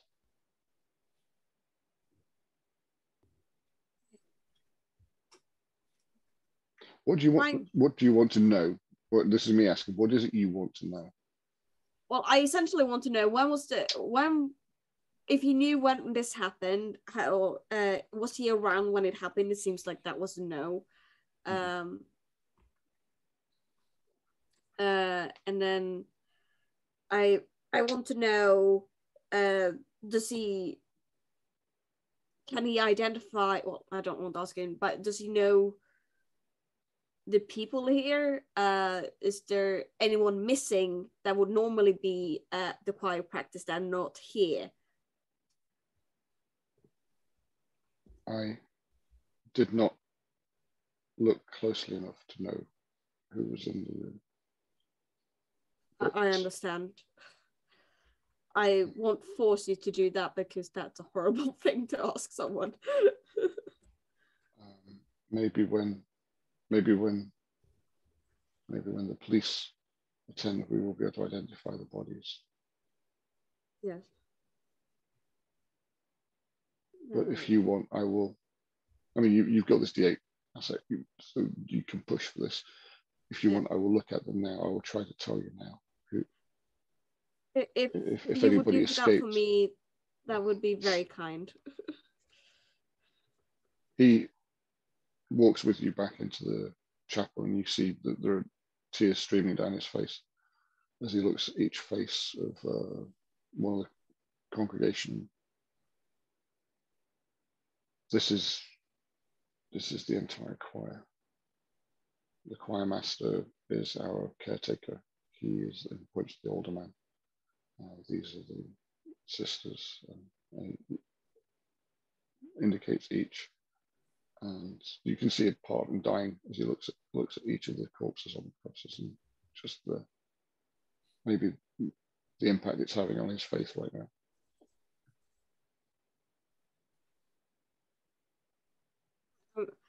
So there's nobody.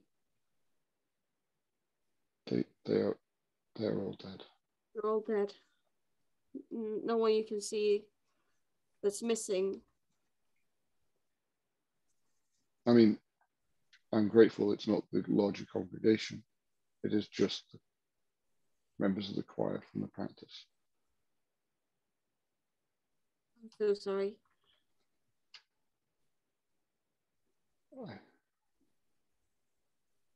I have family. I must go tell their family. Tell them what's happened here. If there's nothing else. No, that's it. Thank you.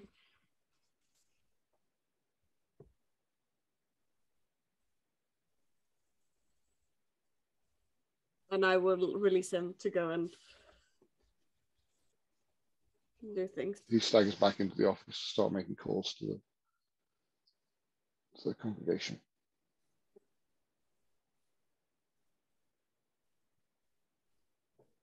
How's JD handling this?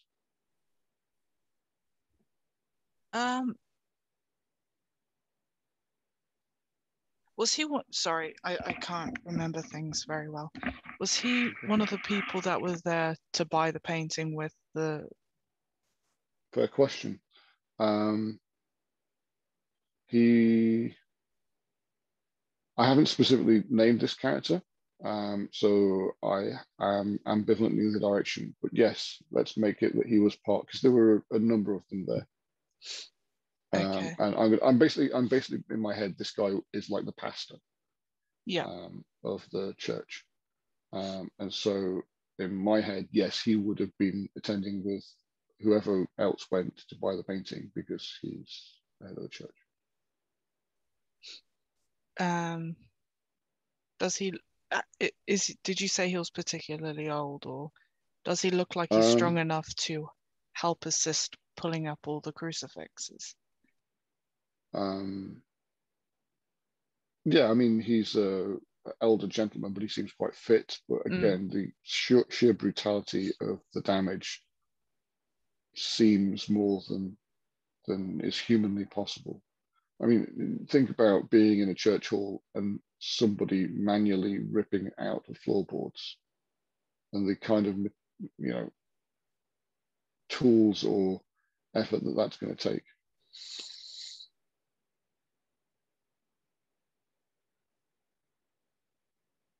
Okay. They're sheared. They're not like dislodged and carefully maneuvered. These boards have been sheared out of the ground.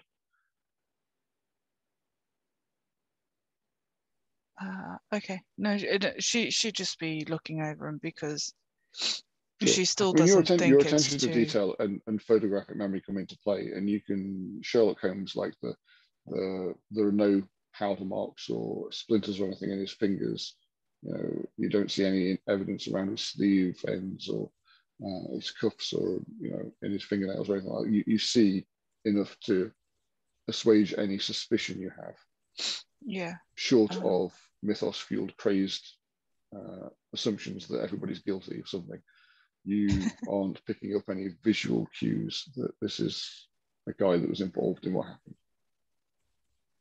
And it was deadpan. His emotional reaction seems, his fury at you being there, his heartbroken death stare as he took in the scene seemed authentic. Okay.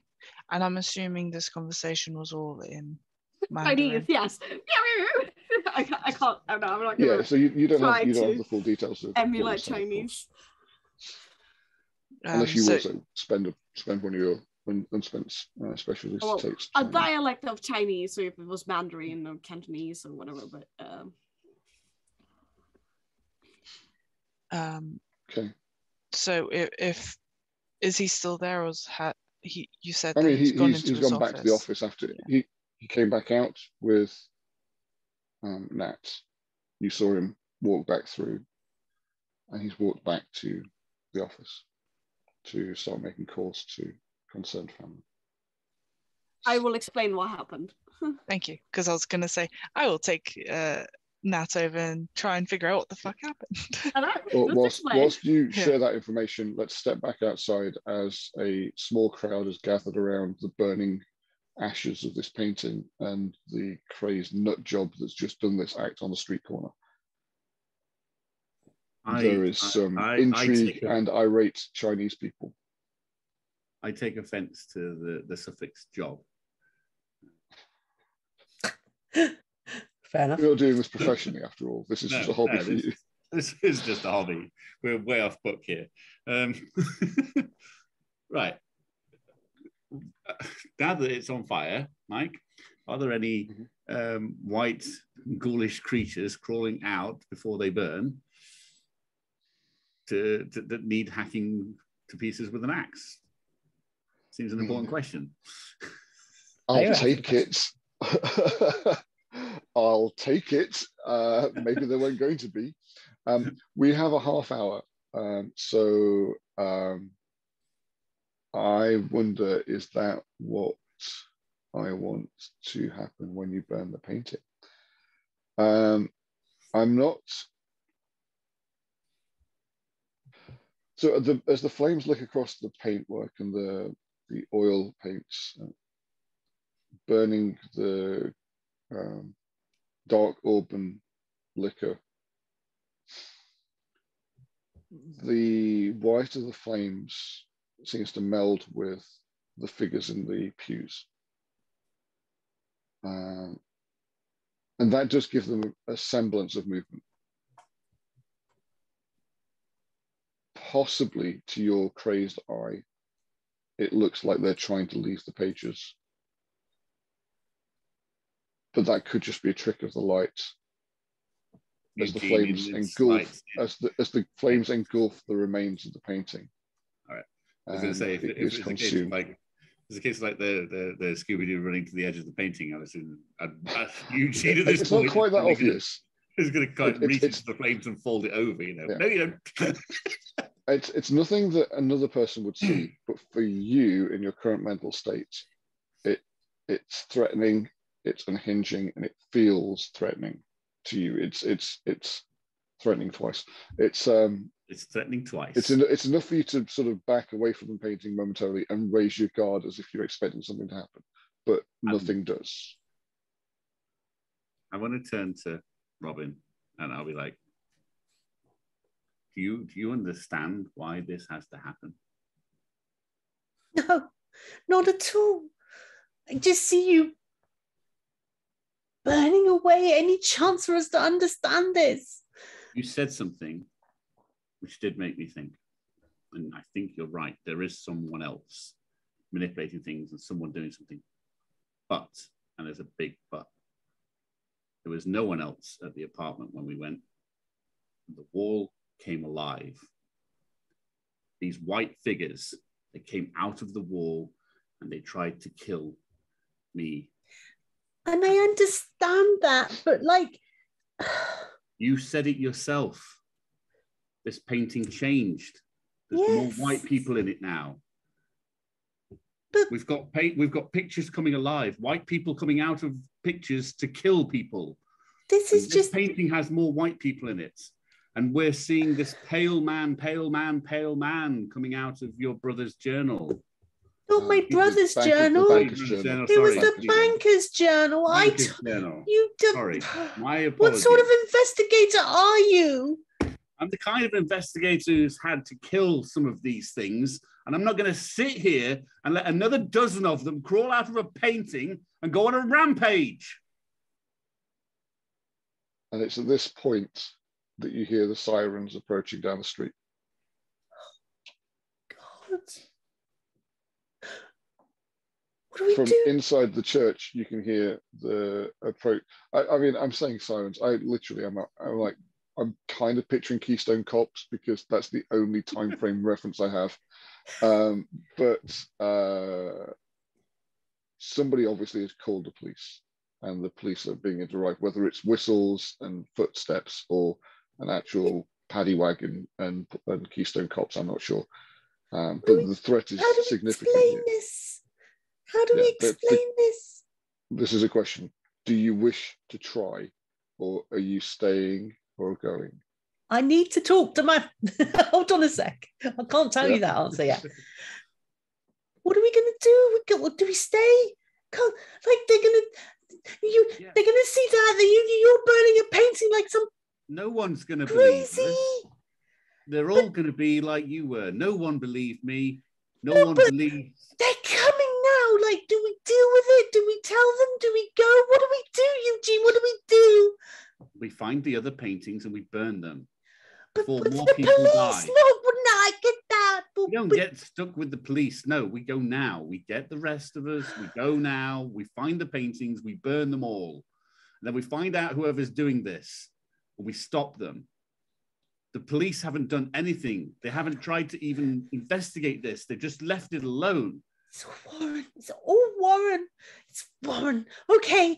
We'll find him. But for now, we need to find that other painting. I'll get the other two. I'll run back in and go, Right. Judy, now we need to leave now. The police are on their way. We need to go. We need to go. You're panicking. Sorry, it's brilliant. I love it. I love it. But I just saw, oh dear, more white people. Someone called cops. Sorry. What do you mean, why am I panicking? The police are here. Eugene's just burned the painting in the middle of a street in front of a crowd of people. I don't know what you guys have been doing. There's Robin, please. crucified and exsanguinated in there, and you think we should stay? Robin, I need you to keep it together right now. We can't be falling apart. I need you calm. Okay, so I'm a reporter. It's fine. It's not. Come now or just stay. It's We're your not gonna choice. be- I'm going. I'm Yeah, going to follow Eugene. If he says to go, I'm going. Yes, it's fine. You That's can go. not I'm fair. gonna ask the police if they have any information. You It's do my what you job. need to. I'm just... She runs out. Back to Eugene. Okay. I guess. Okay. Go, crazy Do we have- lady. Do we have JD and the other two of you? And then are we saying that Nat's staying to talk to the police? I don't know. Is JD coming or not? JD wants to talk to Nat about something, but Spider's brain has forgotten what it was. Well, I guess you're Maybe staying we then. Yeah, staying with Nat. It'll be fine, I'm sure. They're not going to come, Eugene. They're not going to come. They're going to talk to them. And we're going to get the blame for it. And Let's go get the picture at the bank. We know that's where that is. Oh, Let's no, go and no. do that. Let's go and do Don't that kill the one. picture of the back. We need that one. okay, yeah, we can do that. We can do that. I'll follow you. Okay, I'm gonna Heading up to the shoot. bank then. I'm going to pause for a second. So it looks like we're effectively splitting the party back again. Excellent. I love that. So now we have a new set of pairings. We've got Eugene and Robin heading to the bank. And we've got Nat and JD talking to the cops. Right, we've kind of two crazier people together. Crazy and erratic. Yeah. The emotional trauma that Helen is displaying is spot on, and I'm 100% behind that. And Dave, your driving force of burn is working for me. I don't think we have space. Burn it all. I mean, like Corinne is like, yes, go burn it all. I'm like, well, so we kind of need that painting. I don't think. In 20 I minutes tried we're that gonna do argument. It didn't work. Yeah. I'm going now. Why are you still going with that? I don't understand why Nat is like, oh, we might need that painting. A painting literally tried to kill you. Well, the fact that we might need this painting to see what develops on it with the Pallid Man, and then we can die to it. Yeah. Okay, And she's not affected by the mythos at the moment. You've got a whole load of mythos explosion effects in your brain, haven't you? Absolutely. So maybe she can see more clearly. Are we at the end of scene and I can use a plot point to step down the stress? We are at the end of scene. We're going to be making one final mythos check as you flee the police, etc. But we don't have time, I think, to fit in a full bank heist this hour. So that will be something we lead into in the next session. Corinne and Nat and JD, should we have a moment where you're talking to the police, or do you want to save that for next session? We'll just go into the dice rolls and close out on I that? mean, I'm not expecting it to be much. Nat is just gonna say, hey, I'm reporter Nat.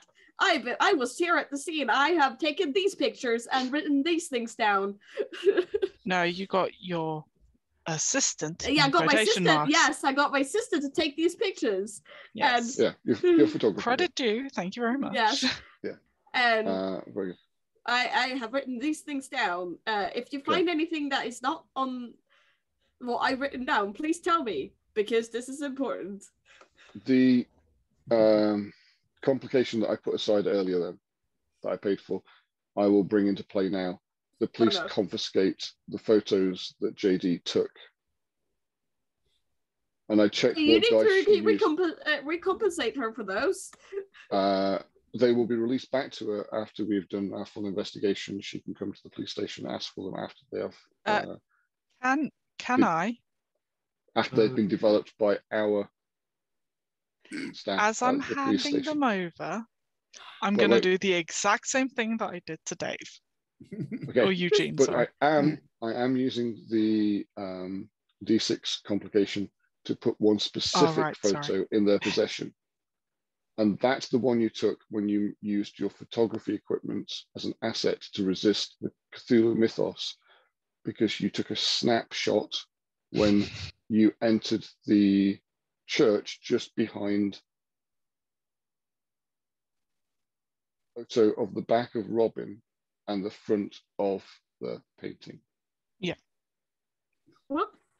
And it's in possession of the police. And we will end tonight's session with that.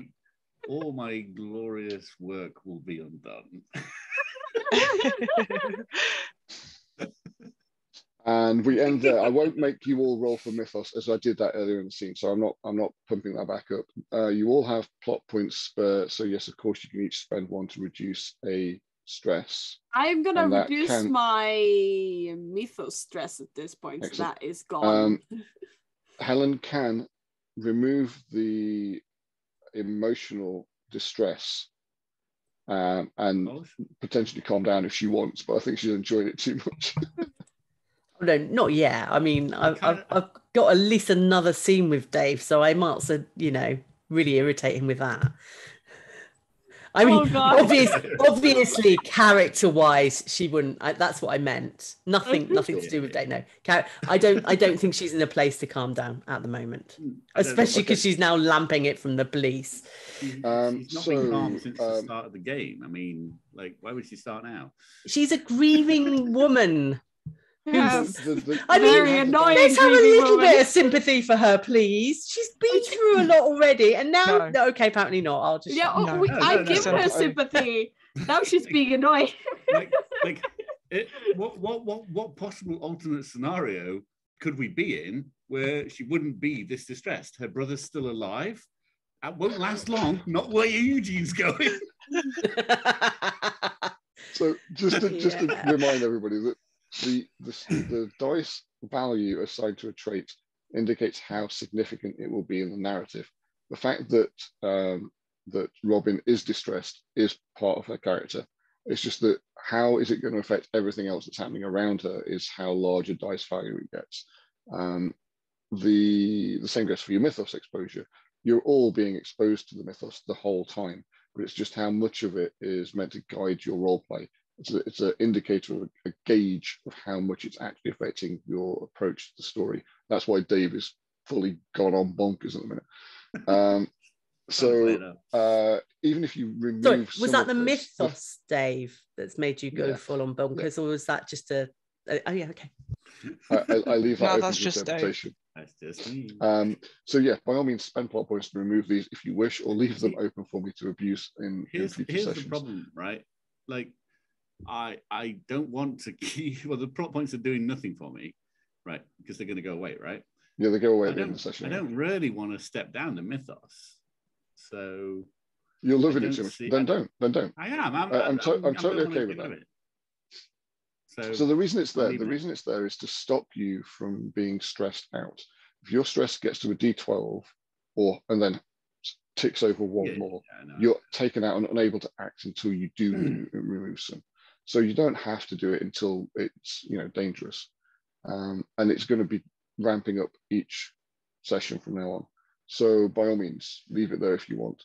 You'll all be back at one plot point next session, so feel free to spend some now if you wish. I saw a lot of plot points just dropped, so if anybody needs me to reduce a stress, let me know. Speak now or forever hold on. I already spent one to reduce stress, so I already done mine. I have put one to reduce my mythos stress, please. Okay. So Nat, you've already done yours, yeah? Yes. You still have physical injuries as well. I still have physical injuries. Can I can only use one? You can only do one at a time, yeah. Yeah. And you're stepping down your mythos exposure, is that right? Spider? Yes, I already did. Yes, that's why I did. Sorry, Spider, stepping down your mythos. Yes, please. I'll take that off your sheet then. Okay. Cool. Okay then, guys. Thanks again for a great session. Some very good interaction and plot development, but unfortunately Dave did not get his wish of burning everything to the ground in one session. But we got progress. What wasn't there like a great fire back in the 30s in Chicago? There might have been, but this is San Francisco, so who knows? Oh, of course it is. Oh, well, I'm sure that San Francisco had one too.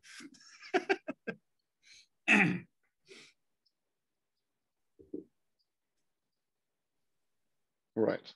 So yes, thank you everybody for joining us. The game shall continue next Tuesday. If you're watching this on Beyond Demand, please rewind for future viewers. I hand us over to Helen for the usual sign-out. You forgot about that. If you have enjoyed this particular round of chaos, and looking at the chat, some people are definitely enjoying the chaos, then please join us on our Discord channel. You can subscribe down there somewhere. Likewise, if you've missed a couple of episodes of the Pallid Man Triptych, I mean, first of all, why would you have? But also, maybe you'd like to catch up on other current streams, or indeed go back to the day when Simon was young and facial hair free, then you can see all of that on the YouTube channel. The link is down below there too somewhere. Coming up this week, today is Tuesday. Very good, Helen. On Thursday, we have Mage Cloudgate. Ooh, what might happen this week? On Friday, there is no benefactor. Is that correct? Because some people are... we are off in a field hitting people with foam swords. Should we call it LARP, just so it sounds a little less like... Anyway, that's not for me to comment. And on Monday...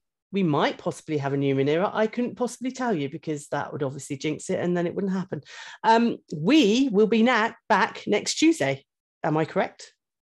Yeah. That is Yes. right. Yes. So thank you all very much for watching. Back to you, Mike. Goodbye all. Good night, all. Good night. Bye bye. Bye.